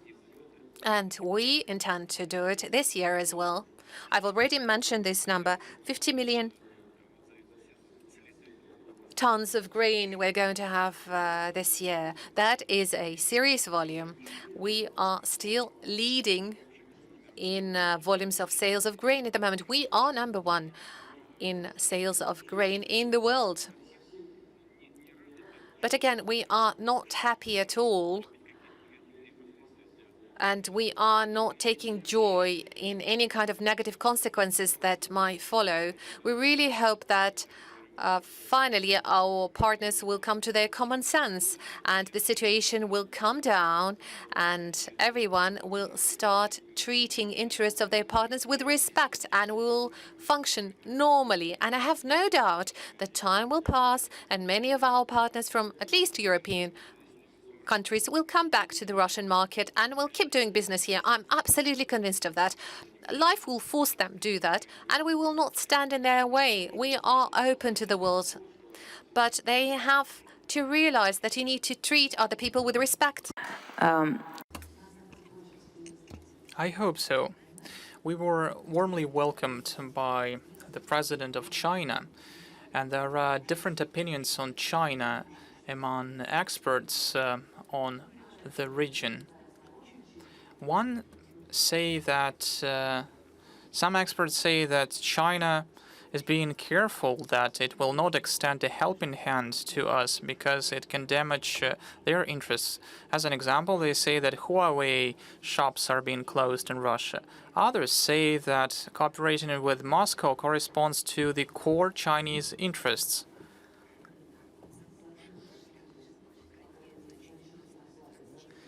Because the world with much weakened Russia gives less hope to China to hope for a multipolar world. In your opinion, what do you see? What will be with the picture with China, and what is the situation? You know that multipolarity is not a preferred scenario; it is inevitable. And when we hear that some try to freeze the international relations at the example of 30 years old, when 30 years ago when the USSR collapsed. But people understand that the changes are inevitable. We see more dynamic polars of power, and many people don't like it. And many people don't like seeing the growth of Chinese might. I highlight that the economy on PPP is China is #1 in this regard, and this is a fact. And GDP per capita is much lower in China than in the United States and Europe, but taken into account the economy as a whole, China is #1. And given the growth tempos of China, it means that China can allocate massive resources to development, to culture, education, science. This is very important, and this creates prospects for the development. The same applies to India, with a population of about 1.5 billion people, market economy. It has been dynamically developing. Prime Minister Modi is a very progressive man, a very smart man. Take, for example, Indonesia, with a population of 300 million people. This is the largest country with the largest share of Muslim population. It's also developing. Africa has been developing. Latin America has been developing. Yes, these regions have their problems, but everyone has problems. But the potential is colossal, and it cannot be disregarded. The multipolar world is inevitable. And those who try to desperately preserve the unipolar world, they are making a terrible mistake that will be very costly to them. I have no doubt about it. It is not a threat. It's just a matter of life. This is a fact. As for the People's Republic of China and our relations with China and Asian countries, we have started intensifying our cooperation not recently, but we have been doing it because Asia and China are the new centers for global development. Everyone understands it. Everyone sees it. Take a look at the GDP growth in China. Yes, it used to be 7+%. Now it's 5%. It was inevitable, this drop, but they are clearly leaders in this regard. The GDP growth in the United States was around 1.7% GDP, if I'm not mistaken. In the Eurozone, it was even lower. In Asia, the number was 5% or even more. So these are the global trends. And we are building our relations in line with these trends. We have been doing this for many years. Our trade turnover is $140 billion, and this year will see a record high number in terms of trade turnover, not because the current political situation forces us to do it, but it's about an objective global picture. We are interested in cooperating with China. It is beneficial to cooperate with China, given that bilaterally we have very good, trustful relations and personal, friendly relations with President Xi. And it lays a good foundation for building interstate relations. However, it doesn't mean that China has to play up to everything we do, has to follow us in every endeavor. We don't need it. We understand that China has national interests, and we understand that, as we do, the Chinese leadership is guided first and foremost by their national interests. But our national interests do not contradict each other. And if we have some arguments, and of course there are some issues that we do not share opinion on completely, but on an interagency level, we always find solutions, and I'm confident that it will be the case in the future. You have just said, and you have been saying this over many years, about the entrepreneurial liberties for doing business, and you are saying that this is the way forward for us, the way to development. This will be key in overcoming these colossal sanctions that were destined to destroy us. And the president of Kazakhstan, Mr. Tokayev, has recently said, I quote, "In a new just Kazakhstan, there must be no room for corrupted judges and law enforcers," end of quote. I don't know what is the situation in Kazakhstan now, but Mr. Putin, I'm afraid that I will disappoint you, but the situation in Russia in this regard with corruption is somewhat deplorable, because the number of people sent to pre-trial detention centers, the number of businessmen sent there remains the same. So you know that in America there is a deep state. We have an anti-state that doesn't listen to you and doesn't respect the current legislation. This is deplorable. Maybe we can adopt a tougher stance on it, for example, to enshrine it into our legislation to forbid those people being sent to the pretrial detention centers. I think that those people who are sent there, they are less harmful than the system itself, because this system protects the interests of some unscrupulous people. This is a very sensitive matter. I have already mentioned it, and you have been speaking on behalf in the interests of businessmen. I understand these concerns. This is what I was talking about. This was the reason why I was talking about it. But there is the other side of the medal, the interests of people, of ordinary citizens. And if they see that if there are illegal violations, the violations of the law with regards to businessmen, then ordinary people think that they ask themselves a question: why aren't state protecting us? So the situation is not easy here. You have just mentioned the fact that we are facing pressure.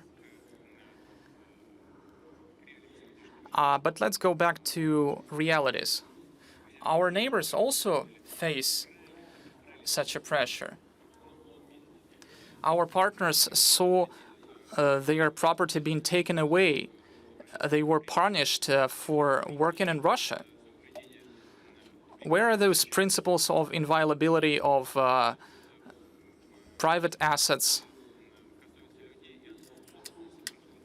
Sanctions hit hard against people who have absolutely nothing to do with the state, have absolutely nothing to do with the decision-making. Those are the physical persons who were working in good faith, and they didn't violate any legislation, not in Russia, neither in other states. This goes beyond every single rule. This is insane. And many people who were part of the Western economies, they were in favor of developing relations, but then when they were taken everything, when they saw their assets being taken, they were really offended. And in 2014, you said that they will feel the consequences. Unfortunately, this was the case. But there is nothing like that in our country. Yes, there are problems. Otherwise, I wouldn't have raised this topic. And facing today's difficulties with regards to the pressure from the outside, I constantly repeat, we can respond effectively only by increasing liberties of our ordinary citizens. And it applies to the law enforcers also. The law enforcers need to be improved. Their actions need to be improved. The number of criminal cases that were not brought to court, this is a problem. It means that these criminal cases were initiated in order to apply pressure against some personalities. So, but most important here is not to turn a blind eye to it and hide away from it, but we instead, without violating the interests of society, we will try to improve the law enforcement. We will try to make it work to the benefit of the society. And we would like to help the businessmen who saw their patriotism, who are working effectively. And those packages will be manufactured by the businessmen of Russia. We understand it, and we will do everything that depends on us in order to support those people. And we will improve the law enforcers' actions. Of course, there are unscrupulous people working there take a look at the number of people who are being sent to prison and who were former law enforcers. The number is quite big, and we are working on sending to prison every unscrupulous person there. And so we're trying to improve the system so not to have as less outside pressure as possible. We understand it, and we're working consistently in this regard. As for Kazakhstan, we have discussed these issues with the incumbent president for a number of times. He pays attention to fighting corruption. On IT, many specialists I would like to mention, they go to Kazakhstan because Kazakhstan has created good conditions, and we will follow the example of Kazakhstan and we'll bring them back. Thank you very much for complimenting our country. Indeed, we are creating the best possible conditions for our Russian colleagues and friends to work in Kazakhstan. I understand that their relocation may not be permanent, and they may come back to Russia at some point. But at this, we need also to cooperate, and we need to screen off those people who decided. And it is impossible to screen off those people who want to work in our country. As for the law enforcement agencies reform, I understand I concur that this problem is very difficult to resolve, and this problem cannot be resolved in a blink of an eye, because this problem needs to be resolved because people see the problem and it leads to social depression. Therefore, I established a special commission on returning state assets that were illegally privatized with the use of administrative political resources. Apart from that, I established a commission headed by the Prosecutor General that will be in charge of returning financial assets that were illegally transferred abroad. I understand that this is a difficult task because we'll have to work in line with a lot of procedures, but this has to be done. As for the law enforcement agencies reform, in September, I will declare a new package of reforms aimed at changing the format of the judicial system. This is a very relevant problem for Kazakhstan in particular. Now we are pursuing police reform.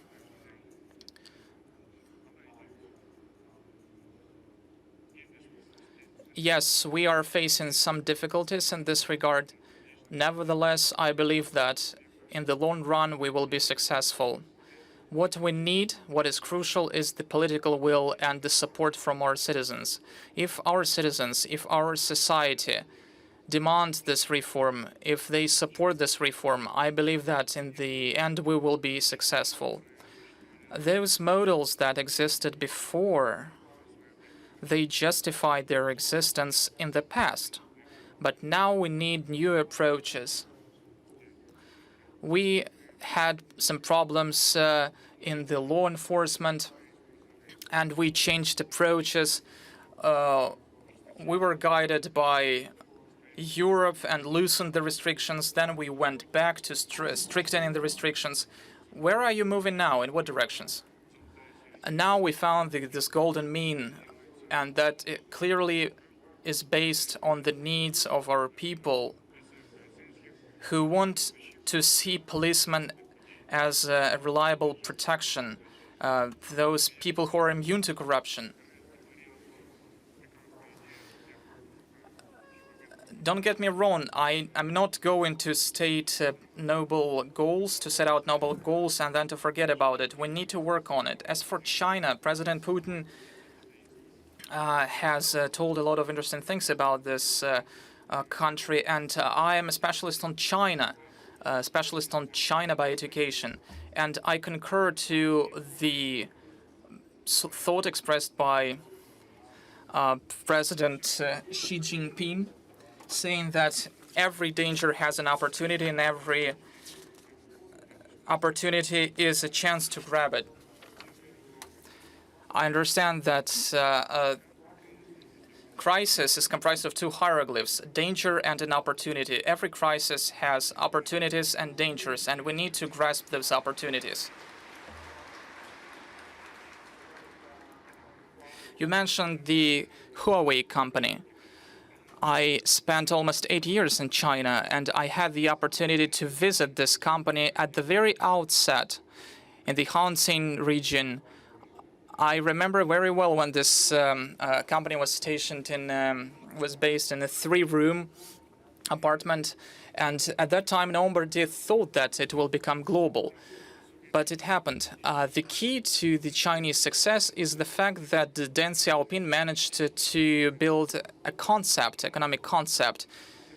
He reunited capitalism with a social foundation. He said that it was a Chinese-specific socialism, and it was China who understood the importance of modern technologies, and they did it step by step. First of all, they produced essentials, sold them abroad, brought money to China, invested those funds in buying technologies, procured technologies from abroad, as was said by the former US President Donald Trump.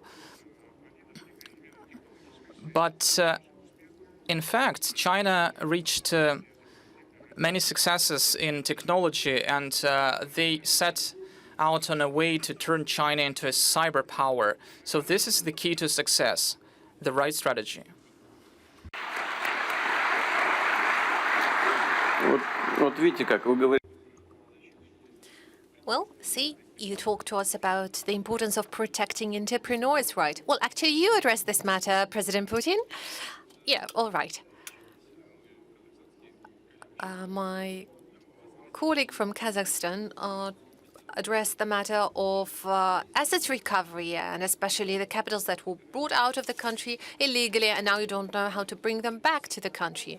Well, in Russia, many entrepreneurs, many businessmen took money away abroad legally, but this money was taken away from them. They were ripped off their money. That's exactly what I'm talking about to you now. You make sure you invest here at home, and we will take care of your investment. This is exactly what we're going to focus on.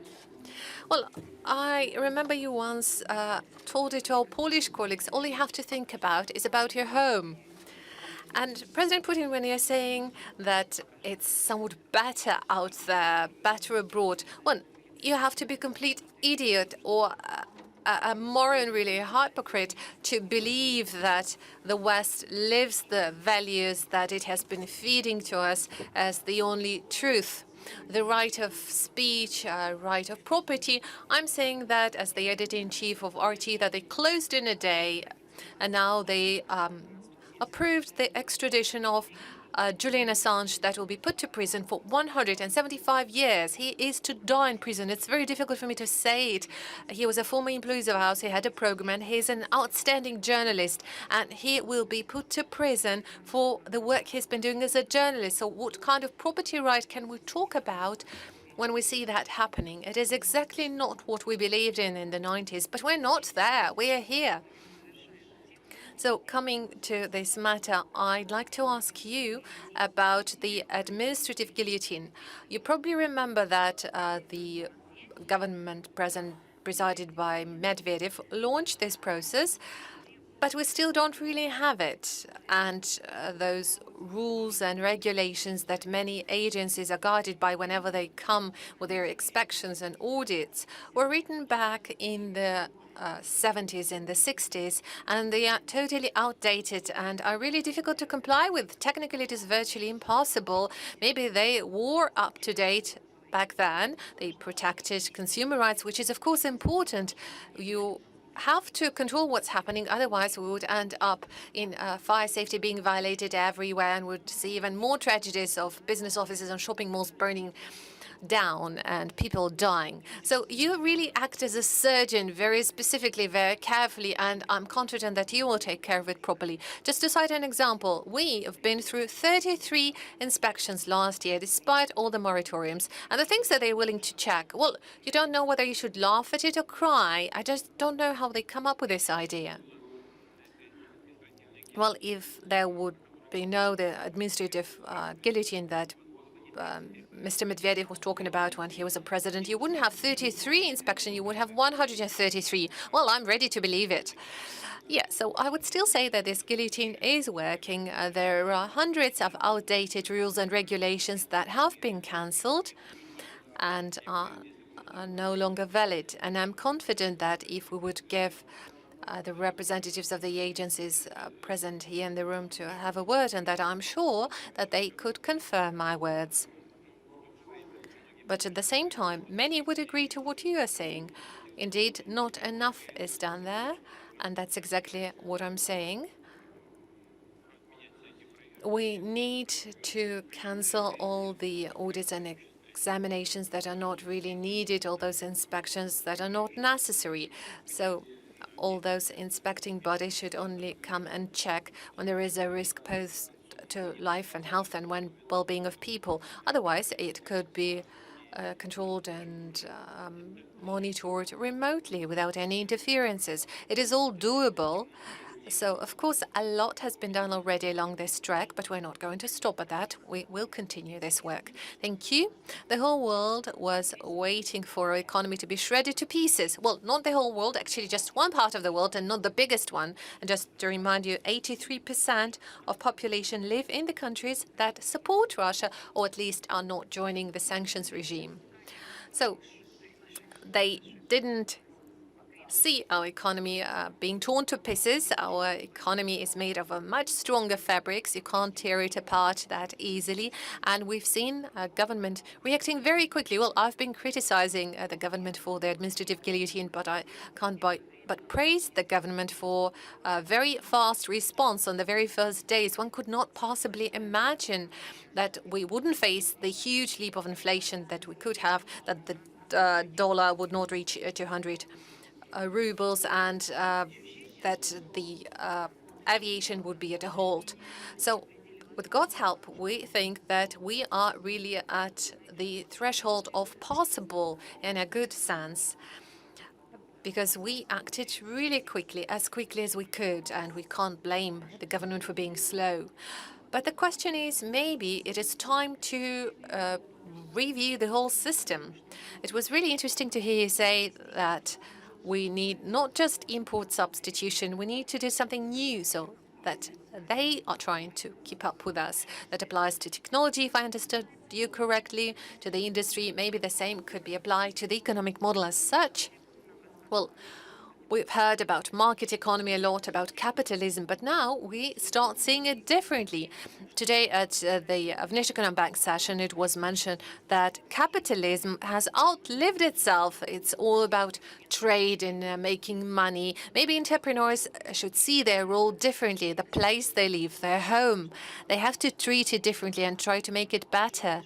And probably there should be more interferences in economic processes. Elon Musk could never be Elon Musk if he was just an entrepreneur. He is living from the orders from Pentagon. You could also say that BBC is an independent broadcaster. Well, I could argue that. So maybe the government should support economic activity in a way to create new economic models. What do you think about it? Well, I've addressed this matter publicly at one of the online events we've had. I was saying that the earlier models of capitalism have somewhat outlived themselves when you only focus on making profits. And the world is moving to a stage of development when it is important and everyone is actually forced to think about something bigger. If we keep going this way, then the world will be totally out of balance and the threats are becoming imminent, and that is the challenge of the time. And if we want to preserve this fragile balance, we need some kind of rebalancing. And we need to take into account all the factors that violate this balance. The same applies to matters of food security, a shortage of fertilizers. How can you do it otherwise? If you act like this, if the major economies of the world would act like vacuum cleaners, sucking in all the products available in other countries by bringing them home, well, the problems would only grow because of that. What would be the outcome? Not just hunger. Those would mean new waves of migration, and those migration flows that are already present in the United States, coming like tsunami. They've been talking about building a wall on the border to Mexico. Well, those flows of migrants are still there. The former and the current president might argue as long as they want, but the migrants are coming. God forbid if hunger happens in Africa, then the economic migration would only come to Europe. How are you going to react to that? Well, very simple. You simply have to stop acting like this when you only think about yourself. If they go on like this, the consequences would be severe. We need to move on to other type of model of doing business and regulation. That is a difficult process, but I think it is inevitable that the global community will come to this idea.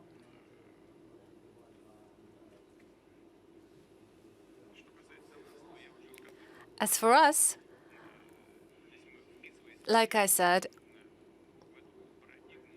we are in this paradigm, in this global trend, and we primarily need to focus on what my colleague was talking about, the president of Kazakhstan.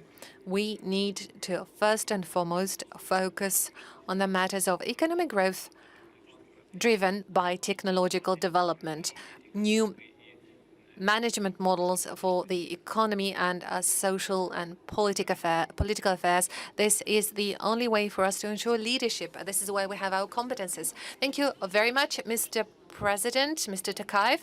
I'd like to ask you, do you think that that kind of imminent changes are likely to happen to the global economic models? Do you really think that they are inevitable? Well, I would say life dictates this necessity today. But on the other hand, I would agree to what President Putin said about inevitability. And I also agree that there is no need for self-isolation. I am a strong supporter of international cooperation, both political, even more so cooperation in the area of investment, economics. If you fail to do it in one area, you have to switch over to another one. The world is like this today. If you only want to focus on your own strength, you won't go far. Import substitution in a pure form can't exist. You need to actively search for opportunities at other markets. You need to interact with your partners. And coming back to China, China plays a vital role for Kazakhstan as a market. We have a shared border that brings us together.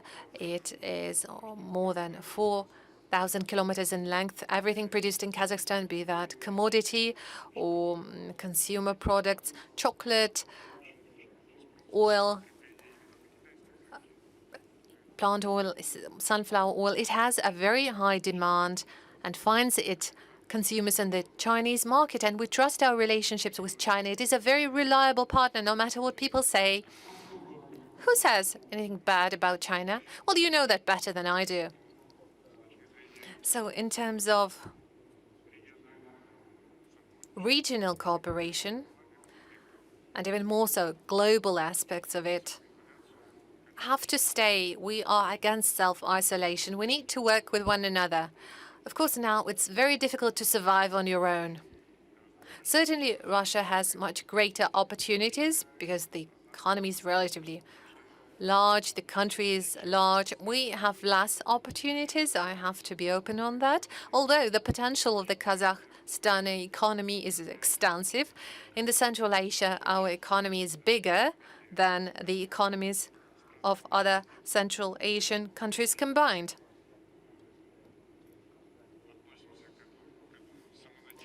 But we don't want to be too hopeful here. We want to remain in shape, and we are always on alert, because one thing is to achieve success, but it's something very different if you lose everything you've conquered, and that can be done very quickly. All the strengths you've gained can get lost.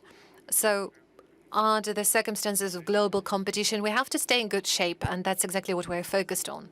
Thank you very much.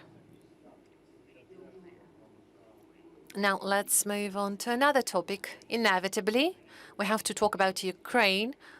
I guess no discussion can happen today without addressing this matter. But before I ask my question, I'd like to make use of this opportunity, and I'd like to remind you, if I may, that we've met a year ago with you and the representatives of the Russian media. We just got back from Donetsk with our colleagues, and we were very affected by this trip. And we asked you whether Russia has any plans to support those deeply troubled people. They looked at us with hopes in their eyes. They had nobody else to hope for. And it felt very difficult emotionally. We had a lot of compassion and sympathy for them. And you told me back then, well, don't worry, Margarita, we are not quitting on Donbas. And many people, well, luckily not that many. There are some people who are saying that they are ashamed of being Russian, ashamed of coming from Russia. Well, back then, we felt ashamed. Now we are ashamed no longer. We can be worried, concerned, not because of the sanctions. I'm sure we'll overcome sanctions. We are concerned because people are dying, but we are ashamed no longer. And on behalf of my colleagues and millions of people who share my feelings, I would like to thank you.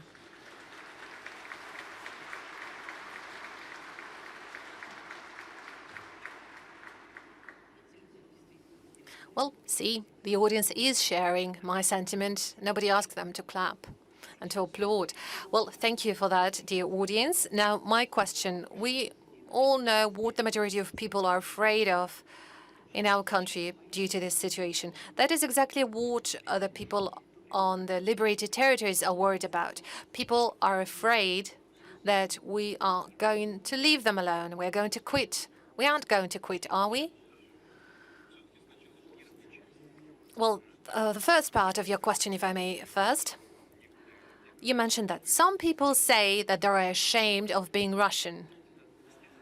Well, only those are ashamed who do not see their destiny tied, lives of their children tied to our country. They're not just ashamed. They simply do not want to encounter any trouble in those regions of the world where they want to live or want their children to grow.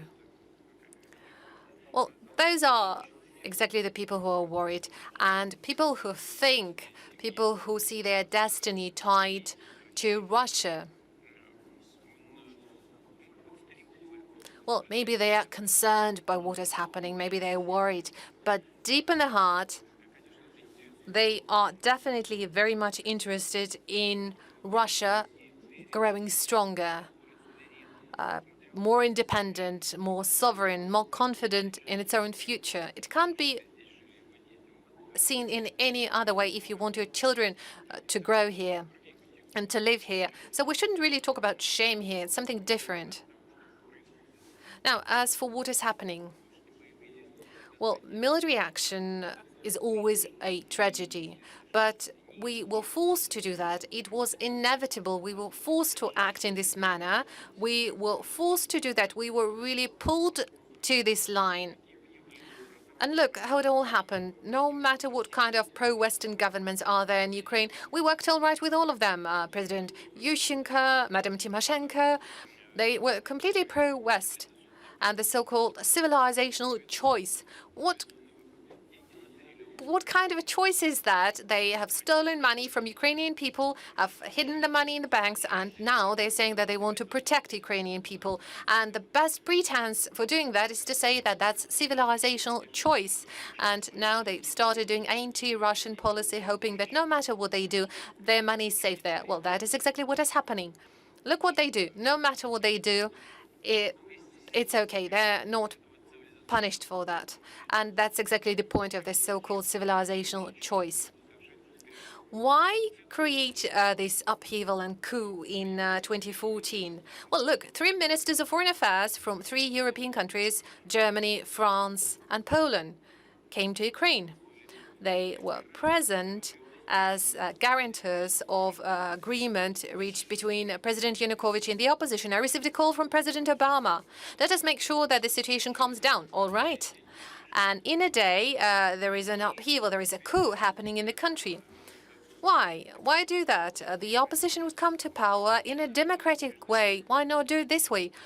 Go to the elections, volunteer and win the elections. Why create all this bloody mess, this upheaval? And now they're saying, well, we shouldn't remember that. Oh, no, we will always remember, because that is the root cause.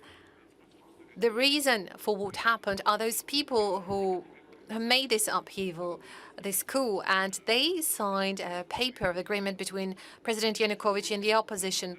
What have they done? They've created a coup. They've promised a peaceful process. What were they supposed to do? They were supposed to come and say, no, it can't work this way, guys. You have to come back to a proper political process. We need elections.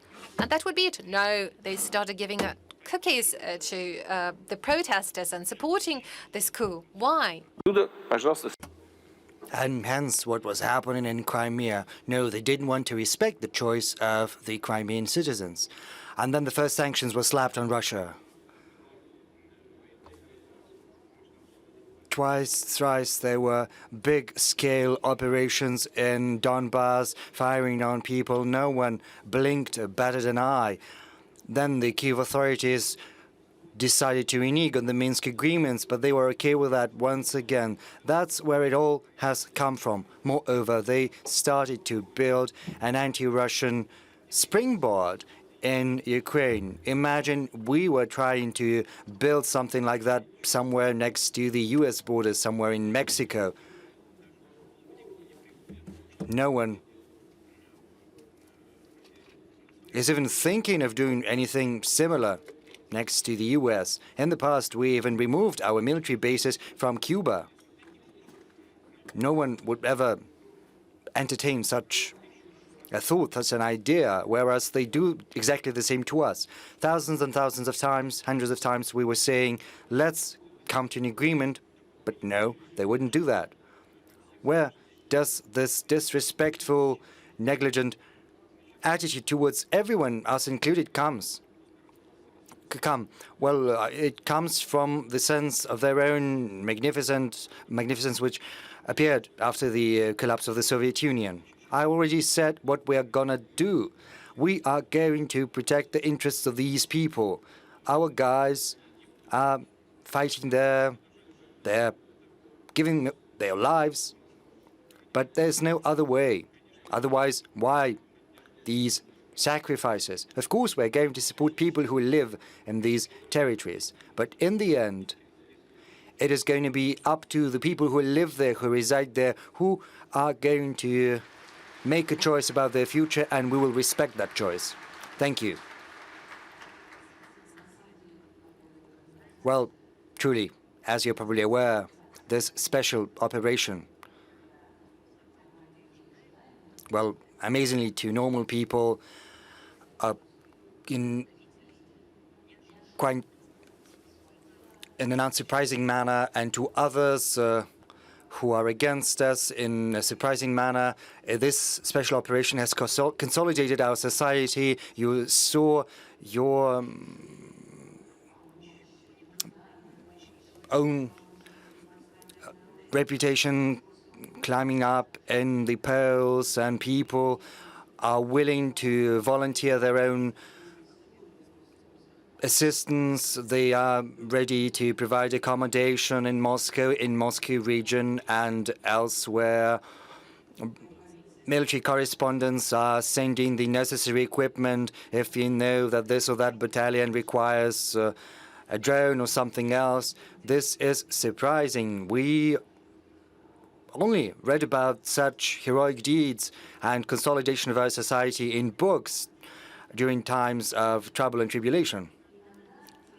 At the same time, sometimes, especially in Moscow, one comes under the impression that we live in the final part of, a drama by Bernard Shaw, where broken hearts are, where heart breaks. So everything is first fine, and then bombs start falling down. And right now we hear such words spoken as nuclear war, the third war. We understand this is not the second, the third special operation. Well, I'm not talking about us. We saw such special operations elsewhere. Our so-called counterparts carry out special operations, and they wage war wherever they please, and no one is criticizing them. If something is happening in Libya or Afghanistan, in Syria, no one says that this would result in a third world war. So do you think this rhetoric is acceptable at all? Are there any grounds to these discussions, or is it just idle talk? Yes, we hear such rhetoric, but where does it come from? From their own statements. First, one irresponsible politician says something, then someone else at a very high level at the foreign ministry. The leaders say such things, but we're not going to stay silent, and we have to respond. And they simply cling to our words and say that Russia is threatening, but we're not threatening. We are simply saying that we will do everything to protect our sovereignty. And this is obvious. And the special operations you've mentioned. Well, these were no special operations. These were full-blown wars that were waged. Iraq was virtually devastated. And what about Libya? Yes, Libya has still been unable to rebuild its statehood. And what about Afghanistan? How many years they've been there and how shamefully they fled? Well, it's not about shame. They did leave Afghanistan, yes, and gloriously too. But, first, it was developing the way they wanted it to, not the way it had to. As far as Yugoslavia goes and its dismemberment, after the end of this country, new countries emerged. They had different interests, they had controversies, there were differences, internal too. But they were fueling these differences in these countries, and they started to tear Kosovo away from Serbia. I do not quite understand why. As far as our actions go, incidentally, let's look at the legal side of the matter. It's completely in compliance with international law. When Kosovo split under the pressure of Western countries, the ICJ made a decision which says that in accordance with the UN chapter, if a territory splits, you don't need to ask for the permission of the central authorities. And this is what the order of the ICJ says. And this sets a precedent. Very well. And the same should apply to the Donbas republics. They should not ask for a permission from the Kiev authorities. They've declared their independence. Did we have the right to recognize them? Yes, we did. And that's what we did. We entered into an agreement with them, a treaty of mutual assistance, and in accordance with Article 51 of UN Charter, we provided military assistance to them in full compliance with the UN Charter, whether anyone likes that or not. And that's what they did. They set a precedent. So our actions are completely legitimate. Or let's go back to how the military hostilities in Iraq broke out. They were not legitimate because no one asked for anyone to come. There was no treaty in place, nor was there any recognition of a newly established state structure, state entities. They simply came and bombed the country into nothingness. And what happened in Libya? They designated themselves as God's messengers on planet Earth. Right now they say it should be behavior or life by the rules. But what are these rules? It's just absurd. There are only rules that have to be observed, namely international public law. But what are these norms of the international public law? These are agreements between different countries which constitute a compromise and to which countries have subscribed. And if someone devises their own rules trying to impose them on other countries, then this won't ever fly. It's absolutely obvious. And we believe that sooner or later, and the sooner the better, the whole of international community will get back to understanding that you have to live not by rules that are devised by someone, but in compliance with international law, and that's what we should do. President Tokayev.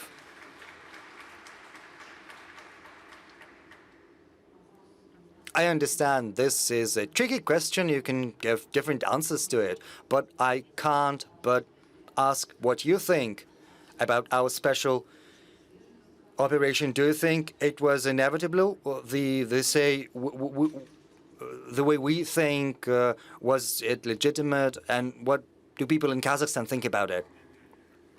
There are different opinions on this matter. I will be frank with you. We have an open society. Civil society has reached maturity, and therefore different points of view are put forth. But I would like to point out that the current international law is based upon UN Charter.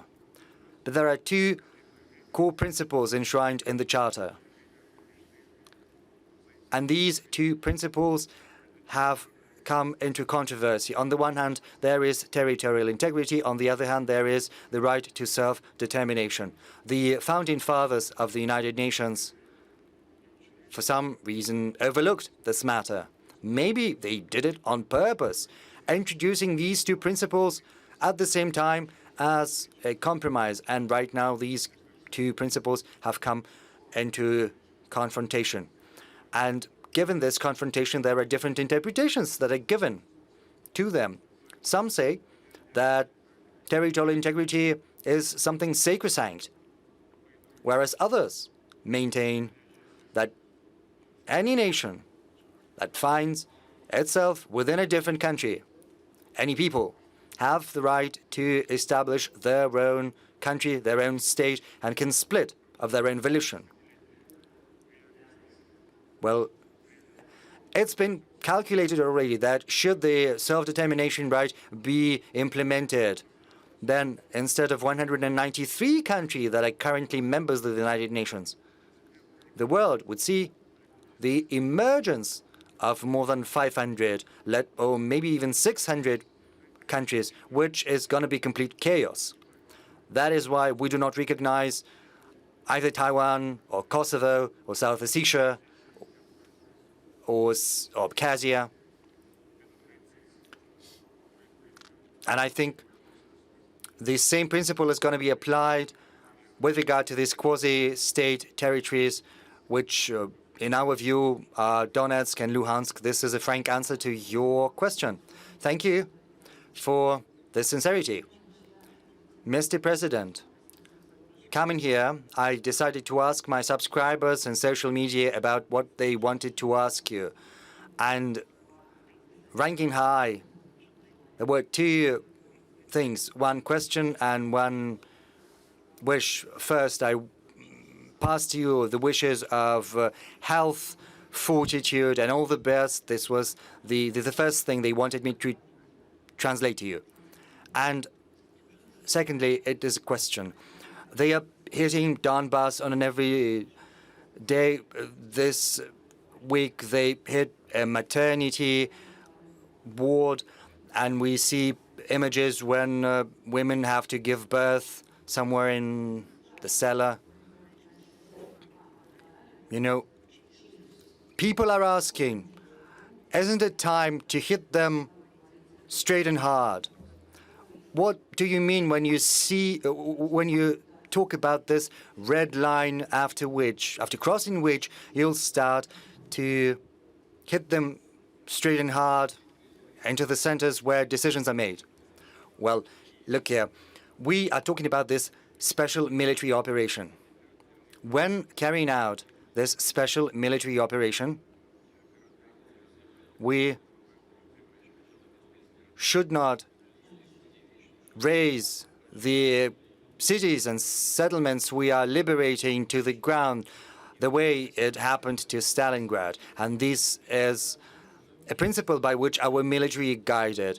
Secondly, with regard to the senseless strikes against Donetsk, the line of contact was established 8 years ago.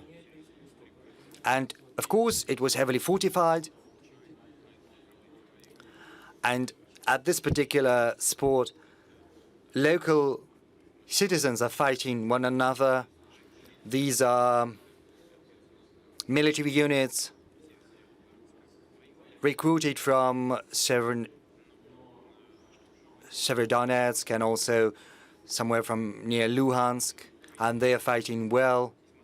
And according to military specialists, despite the strikes against the very town, it's senseless to try to storm these fortified lines of contact because it would result in heavy casualties. And that is why, as you know from the media, they are sticking to a different tactic. They are trying to get to the rear, trying to circumvent these lines of contact, these fortifications. And this is happening slow and steady. We have a significant advantage in terms of artillery. So it's inevitably going to happen. Now, as far as these red lines go, let me say nothing on this for now. But I have to tell you that we would have to take harsh measures with regard to decision-making centers, as you have said. But this is something which we should reserve for the military and political leadership of the country to make a decision on. And of course, people who deserve such level of reaction from us have to make their own conclusions. They have to understand what they might come against if they go beyond this red line. And also, I have to say that strikes against residential neighborhoods constitute war crimes, crimes against humanity, but this is a humanitarian matter which is going to be addressed, I'm confident. Just yesterday, there were reports that the EU was planning to accept Ukraine very swiftly. There were 3 European leaders. They went to Kiev and they were frightened by sirens blaring, as I was told. And right now, a decision has been made saying that Ukraine is going to be in the EU. Is it good for us? Is it bad for us? Do we not care? And I would also like to ask the same question of President Tokayev. How is it going to play out for your country's development, for the Eurasian Economic Union? Is it going to inspire more confidence in you or not? The EU is not a military bloc nor a military organization, unlike NATO. So I've always said, and in this regard, our position is consistent and clear-cut. It's a sovereign decision for any country to either join or not join any economic association, and it's up to this economic association to decide whether to accept any new members. So whether that's good for the EU, it's up to them to decide.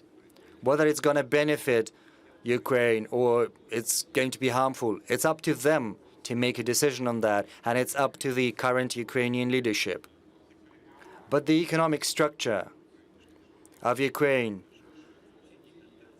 will make it inevitable that it's going to need subsidies, and it will secure Ukraine in the status of a semi-colony, as it were. But at the same time, it is going to enjoy significant support for current needs. Maybe, I don't think it's going to help them rebuild such sectors as they lost, such as electronics, aircraft construction, or shipbuilding, because the European Union will be loath to create rivals. Some things will be done, but not everything. We've never been against that. What we've been against is the projection of military power on Ukraine's territory, because that constitutes a threat to our security. But as far as economic integration go, well, it's up to them. It's their choice. And what do you think, President Tokayev? What do I think about Ukraine's adherence to the EU? I don't think it's going to be deleterious to the Eurasian Economic Union. I do not quite understand how this entry is going to happen, because the criteria for adherence are very, very strict. And Ukraine is currently in a very poor state. Maybe there is a special preferential program that's been devised specifically for Ukraine. The current developments in Ukraine, what's happening to it, brings back tragic associations. We remember that during the Soviet times, Ukraine was the breadbasket of the Soviet Union. It was a heavily industrialized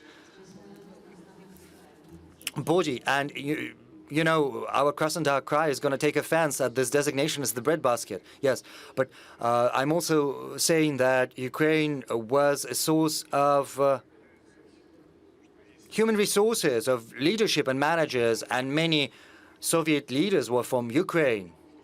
Right now, these realities are changing. So getting back to your question about the European Union, a decision has been made to help Ukraine join the EU. And as President Putin has rightly mentioned, this is an economic union. And if they deem it possible to accept Ukraine into this economic association, this is how we should treat it as economic reality.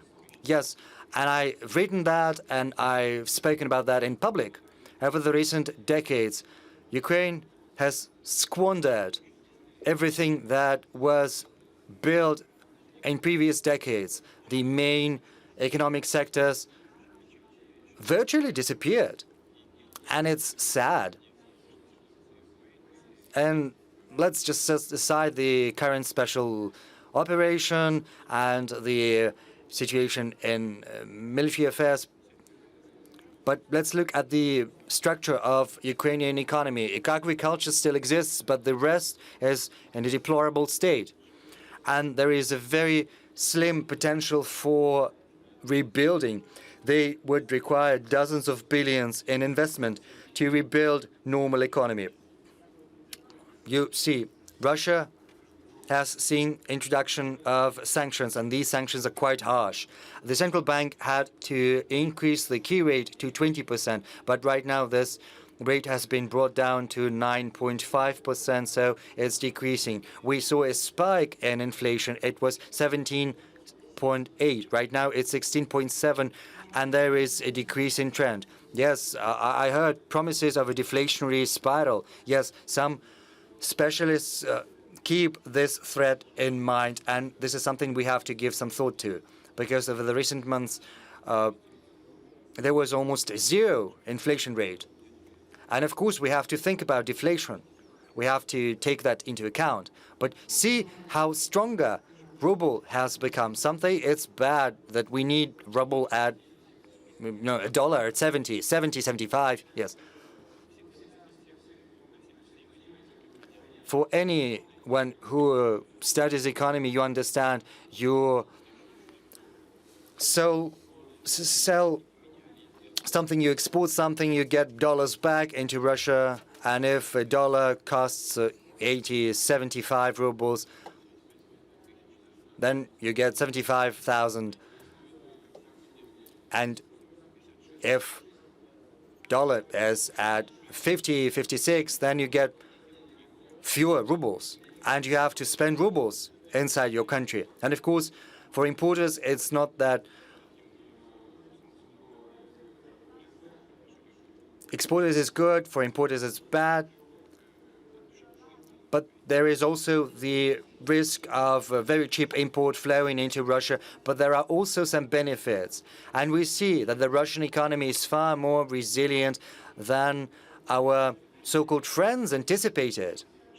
In other words, this has been achieved through a sustainable macroeconomic policy we've been pursuing over the recent years. And the key industries have also got our support. We understand full well there are difficulties with the supply chains. We're waiting for spare parts, and we expect new difficulties to arise. We are fully cognizant of that. But let's look at agriculture. It's grown by 3.2% over 4 months. It was 2 and 3, and right now it's 3.2. Let's look at construction. In April, it saw an increase of 7.9%. And since the beginning of the year, the growth rate has been 5.8%. In construction, but they say that the market has collapsed. But it's true, that is the increase in construction industries, around 5%. Yes, we see a drop in the car industry and in some other sectors. Some say that there was a bubble in this industry or that, and we have to take that into account. But be that as it may, the enterprises are still resilient. I wish economic health to our neighbors, despite all the difficulties that are currently transpiring. So the question is whether adherence to the EU can give an impetus to the development of key industries in Ukraine. I don't know. But Ukrainians are a talented people. They've got a great potential. And we assume that sooner or later the situation is going to normalize, and we're interested in wealthy neighbors. And it's inevitable that relations are going to be rebuilt. We are still sending gas in transit through Ukraine. They still get the money for the transit, incidentally. And everyone is trying to make us send even more gas and pay even more money for transit. Well, it might seem ludicrous and somewhat illogical, but it's happening. But why? Because they don't want to pay to Ukraine. They want us to do that in their stead. And that's been happening for dozens of years. So I do not know whether advantages weigh heavier than disadvantages. It's up to the Ukrainians and to the EU to decide. But they don't want to pay. No one wants to pay. It is always the case, Mr. President. That's how the world works. No one wants to pay.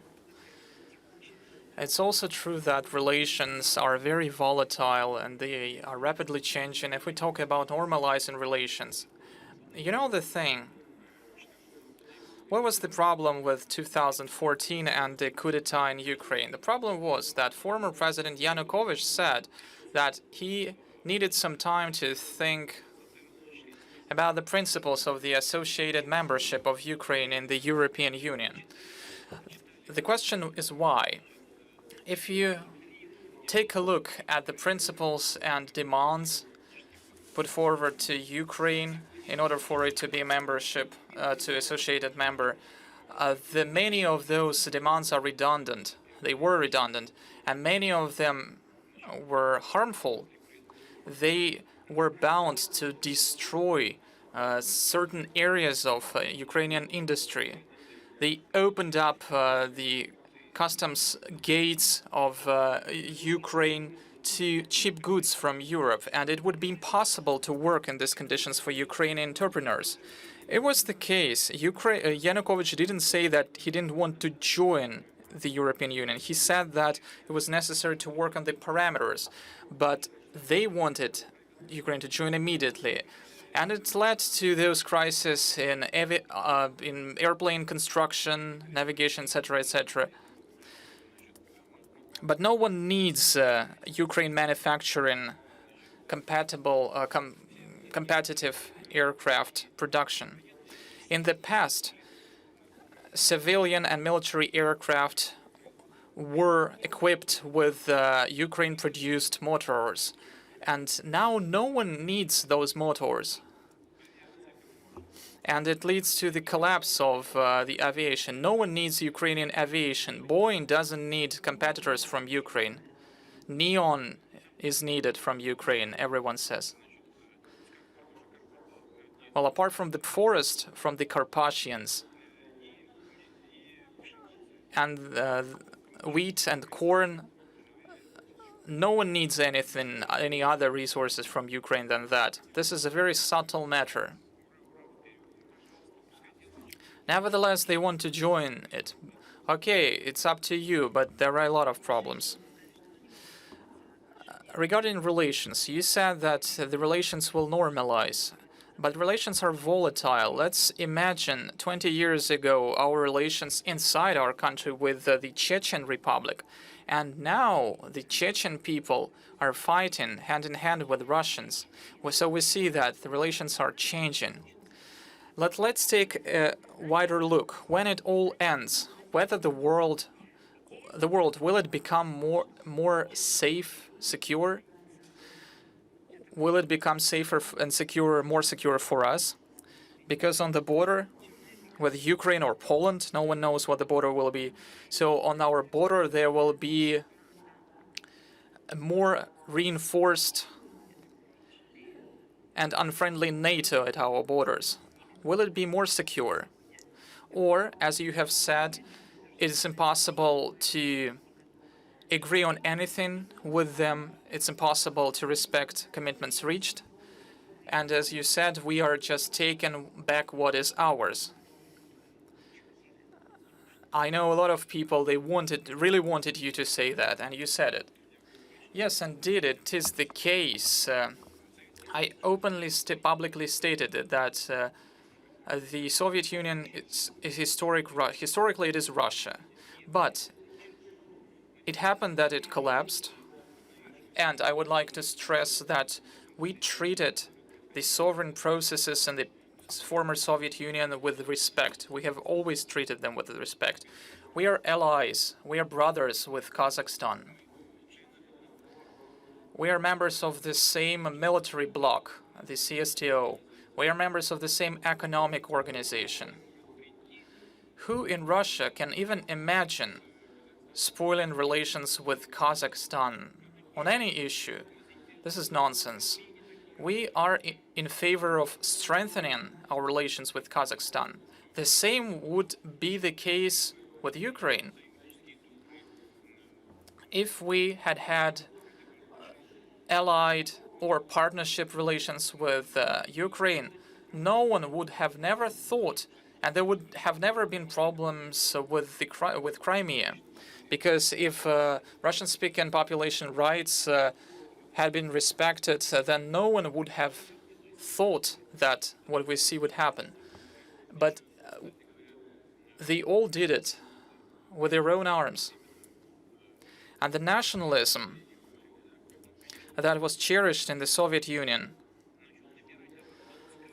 and this nationalism after the collapse of the Soviet Union, it was actively galvanized despite our supply at a very minor prices of energy resources to Ukraine, despite us subsidizing the Ukrainian economy. Those nationalism was constantly growing.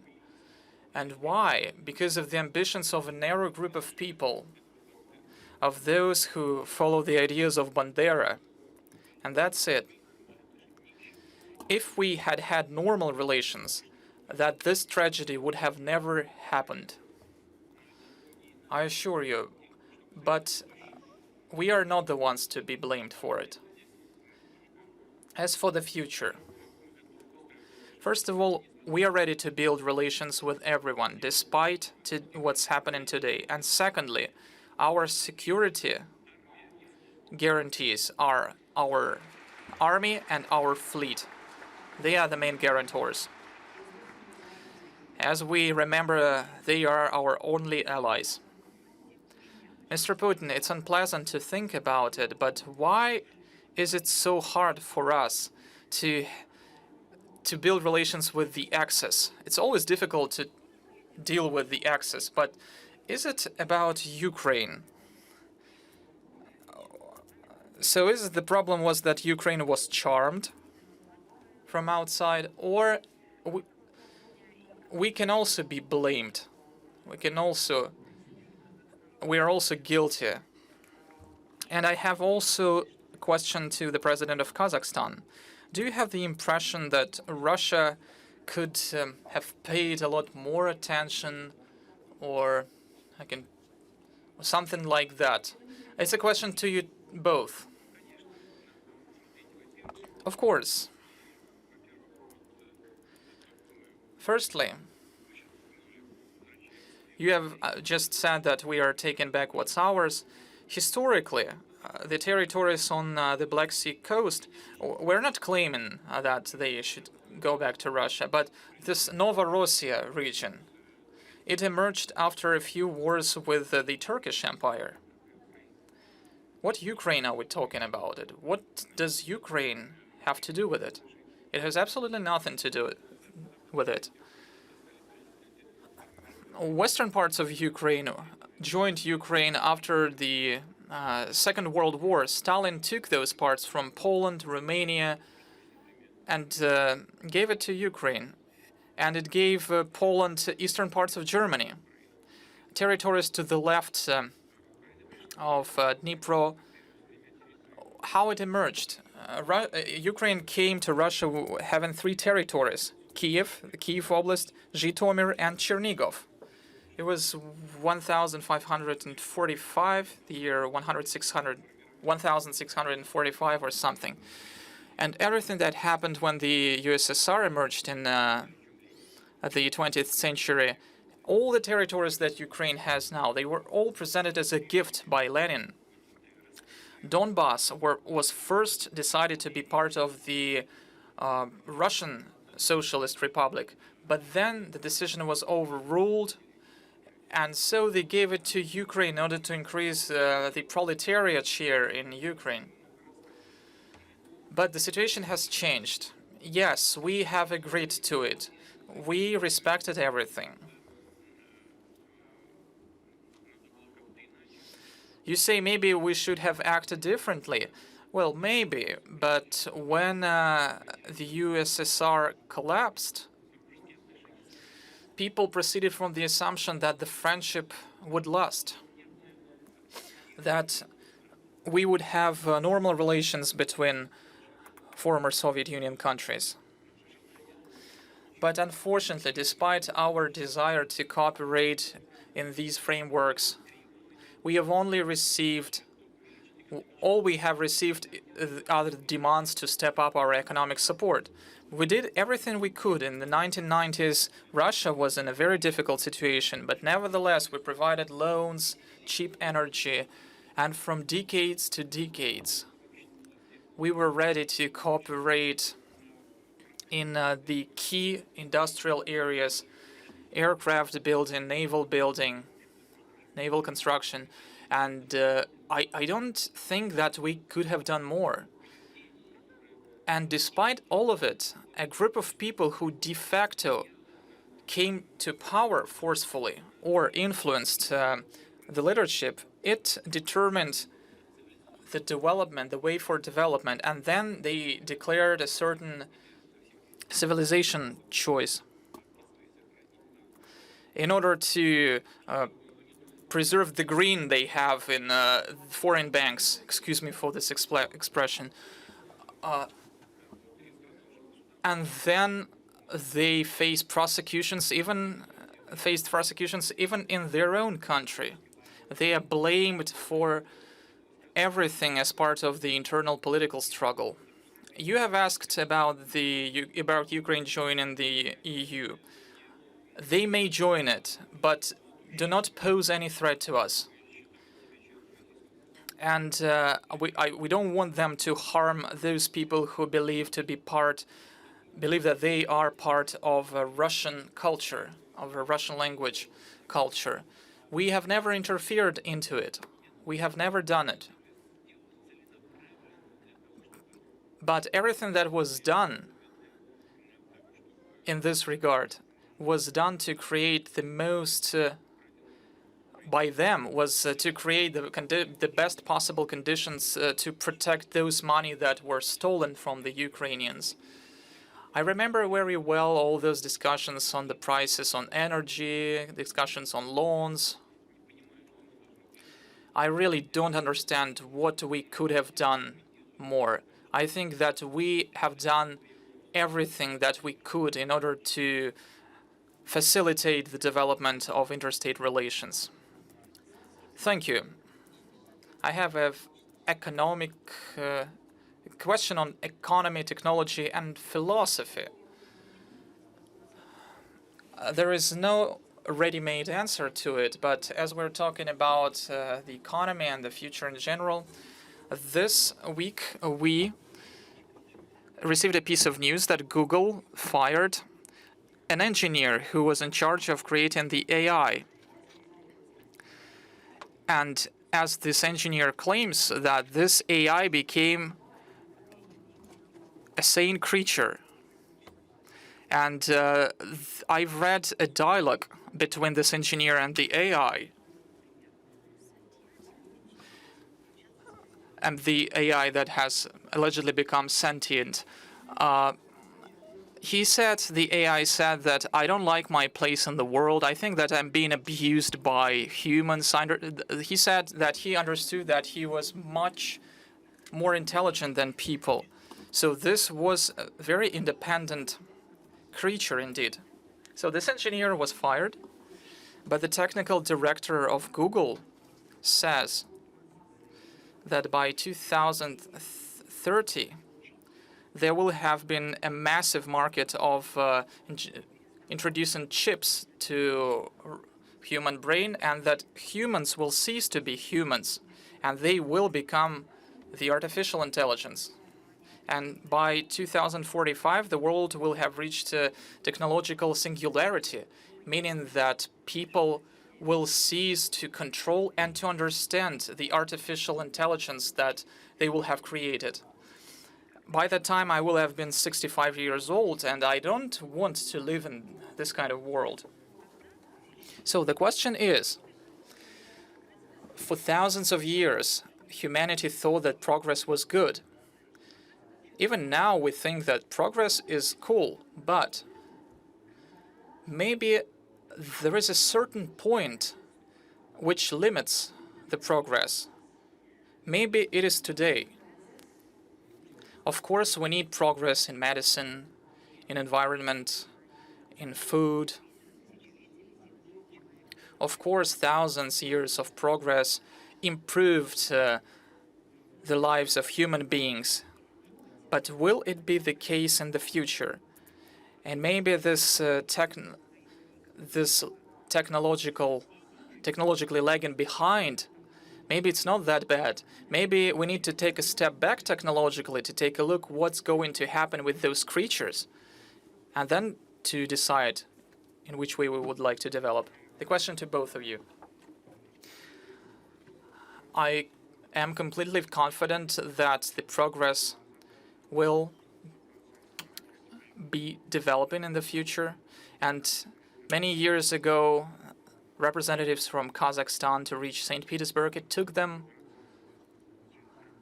3 months. It took them 3 months to get from Kazakhstan to St. Petersburg on horsebacks. Now I flew from our capital to St. Petersburg, and it took me 3.5 hours. I believe that in 100 years, people will be surprised that it took me 3.5 hours to fly from one place to another, when it will be possible to do so in 10 or 15 minutes. So this progress cannot be stopped. And of course, there will be robots who will be much superior in terms of intelligence in comparison with humans.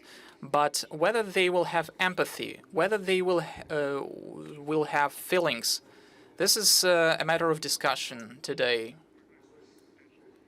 However, I think that progress, whether it will be stopped at a certain point, maybe, if we'll face a large-scale catastrophe. But personally, I would like you to see what's going to be with those inventions in 2045.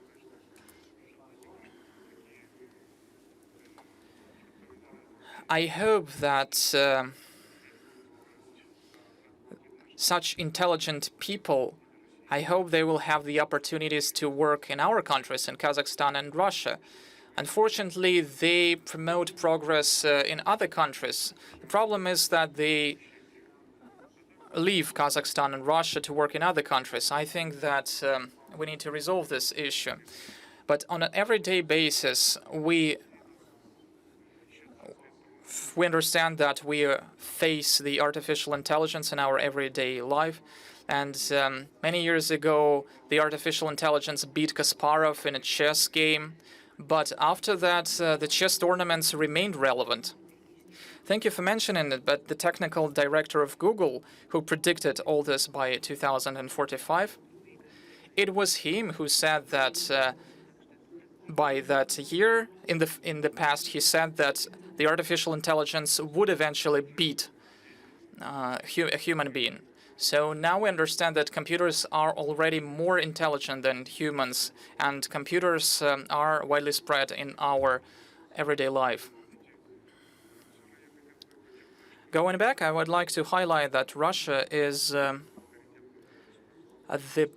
biggest, the largest, and the most important, I would even say, state in the former Soviet Union, and largely thanks to the incumbent president of the Russian Federation, President Putin. And so Russia bears a special responsibility for the security of the CIS countries, for their successful development. And it has the responsibility to make former Soviet Union citizens respect the Russian Federation. I would like to take this opportunity. Maybe it's not a very suitable moment, but I would like to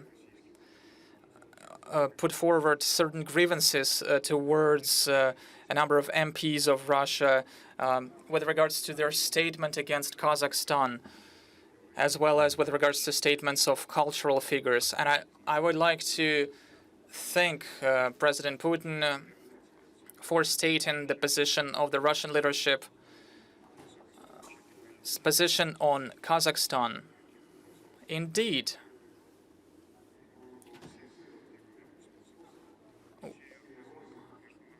there are no reasons for our peoples to proceed into strife. So I don't know what those cultural figures and MPs, whose interests do they serve when they comment this or that decision by the leadership of Kazakhstan, or this or that process that takes place in our country. Thank you. Well, actually, I know who you're referring to, but probably this is not a place to have this discussion here at SPIF. President Putin, before that, I'd like to comment on this remark. It is important. Look, under the current circumstances, certainly each state agency, each country is concerned and is worried about avoiding excessive losses and bearing excessive costs that could be avoided. It's only natural. And on a working level, you can always find a solution to any problem if there is a goodwill. And Kazakhstan and Russia do share this goodwill. And I want to make it very clear. Kazakhstan is our partner in the direct and the most widest meaning of this word. Now, as for AI, I think at the moment, the situation you've described, Well, it's just a reflection of what the creative AI thinks that could well be. That's why they decided to fire him. That's why I think so. He's just projecting. I would still think that getting an AI that is sentient and can compare with Homo sapiens in every way is still a very far way to go, and it's a really complicated thing to do. So I agree with what Tokayev said. Can you reproduce a soul? Can you create a soul for a machine? Some experts believe that in a moment it could be possible that the robots will learn to be compassionate, will be able to sympathize. But it's hard to say. Would that be a threat for humanity? Again, a very difficult question, and I wouldn't dare to try and answer it. I don't think that I'm competent enough on the matter to comment. I'll be frank with you.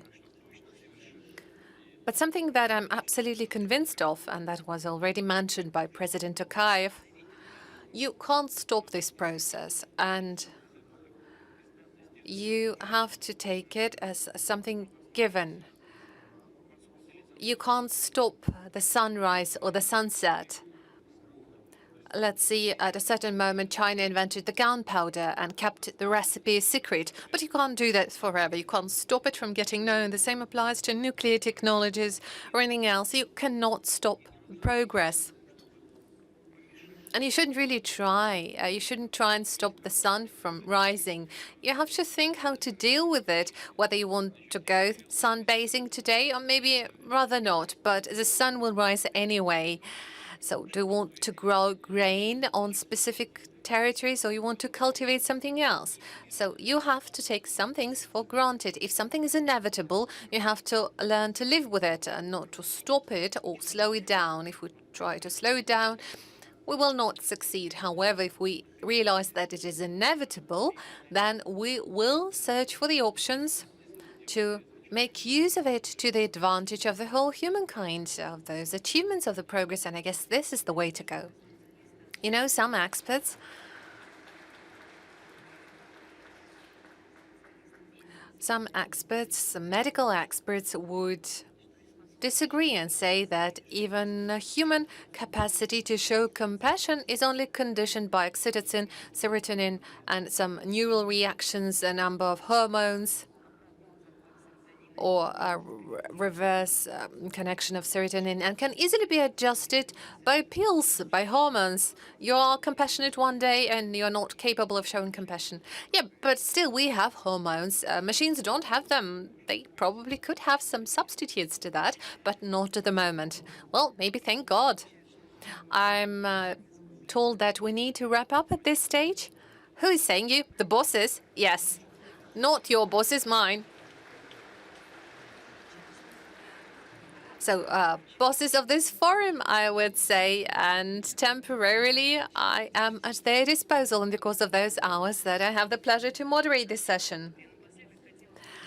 So, at the very end, I wanted to share a joke with you. Maybe you have heard, you probably remember that President Obama came up with an idea to calling us a country that is a fuel station. And now once the prices went up so dramatically in the United States, there is a joke that Obama used to be ironic about that now we could only state that with a degree of jealousy that it is a country that is a fuel station. Well, very final question at the end. When will that be an end to that? Well, they are making their forecast on us. Do we have a forecast on for how long their economies could last, for how long their political systems could sustain, whether they are capable of overcoming this crisis? So how do you see this situation? That is a question to both presidents. How do you see the world after? And who are those polars in this multipolar world? Who are our friends and allies? Well, the political elite in the United States sees everyone from above.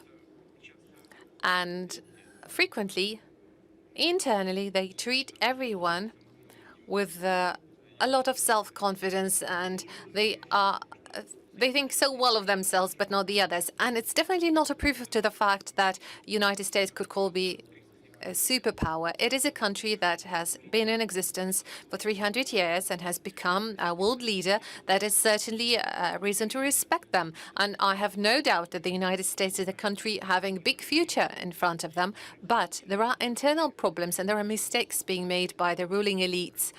And there will be consequences to those mistakes exactly due to the reason that those problems are being accumulated and aggregated. We see it from the inflation that is skyrocketing. We see it in other areas, in economics. You've also mentioned energy sector. Well, where are those prices coming from? Are we raising prices to the energy carriers? Well, that's ridiculous.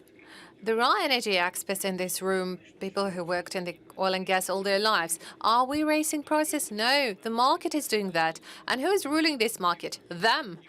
And as a result of it, the prices are going up. Their activities are affecting the prices. The same applies to gas prices. We've been asking them so many times, do not pay attention to spot prices. Well, you want it okay, but long-term contracts allow us to give investments in the long run, and you can get resources at market prices tied to, a basket. No, they want spot prices. All right, you go and pay for it. 1,500 euro for 100,000 cubic meters of gas. And we sell them price at 5 times lower. We are basically subsidizing EU economy.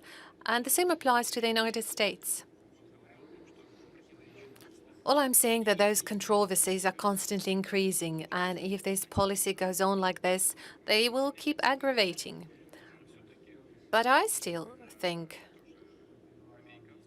that American people, and I have a lot of respect for American people, will face the problems that are being accumulated because of the attitude of those elites, because of their actions. And I do hope that American people will put them into place when a political and economic elite, primarily political elites, will have to respond and react to the demand of their population. And finally, inside those countries, including the United States and the international community, the relationship will be structured properly. I'm more of an optimist rather than pessimist. Well, it's really great to hear that you are an optimist, not a pessimist. Really good to hear. President Tokayev, what would you say? I think that the world is indeed in a crisis situation, and those are assessments provided by the United Nations. At the same time, we need to bear in mind that the United States and generally the West has a lot of resilience and have a big capacity to withstand all kinds of pressures. And in this regard, the United States, as we frequently say, look like beneficiaries of the current situation. They seem to be somewhat outside of this context and do not really get to feel the consequences and the impact of the crisis. The economy of the United States, as I was saying before, is developing quite dynamically. It is modern, it is advanced. But in our part of the world, we still have a lot of opportunities. And I was paying compliments to the Russian economy, not just because I'm a guest here and I'm supposed to say some niceries to the hosts. No, that is really the case. And I am absolutely a strong supporter of integrational processes, regional cooperation, and by no means should we self-isolate and take a defensive stance. No, we should go out to the markets, and the president of Russia was very convincing on that today. In today's world, there are so many good, promising partners. You just need to work with them, you need to find them, and it's good to see that a whole number of countries are expressing their practical interest in joining the operations of the Eurasian Economic Union. So we have to stay optimistic. Thank you very much. That was President Tokayev. Thank you very much for your openness. That is indeed rare to see at that kind of formal official events. Thank you for being so open regarding my question on DPR and LPR. And I guess those performers, those cultural activists that you refer to, I know one of them very well. heard what you said, and I think it is indeed time that we all understand it's not time to make our arguments and fights. And thank you very much to you, President Putin. Thank you very much for spending this day with us. Thank you very much for us not being ashamed now. And thank you very much for being so confident in our shared future. Thank you. Thank you very much.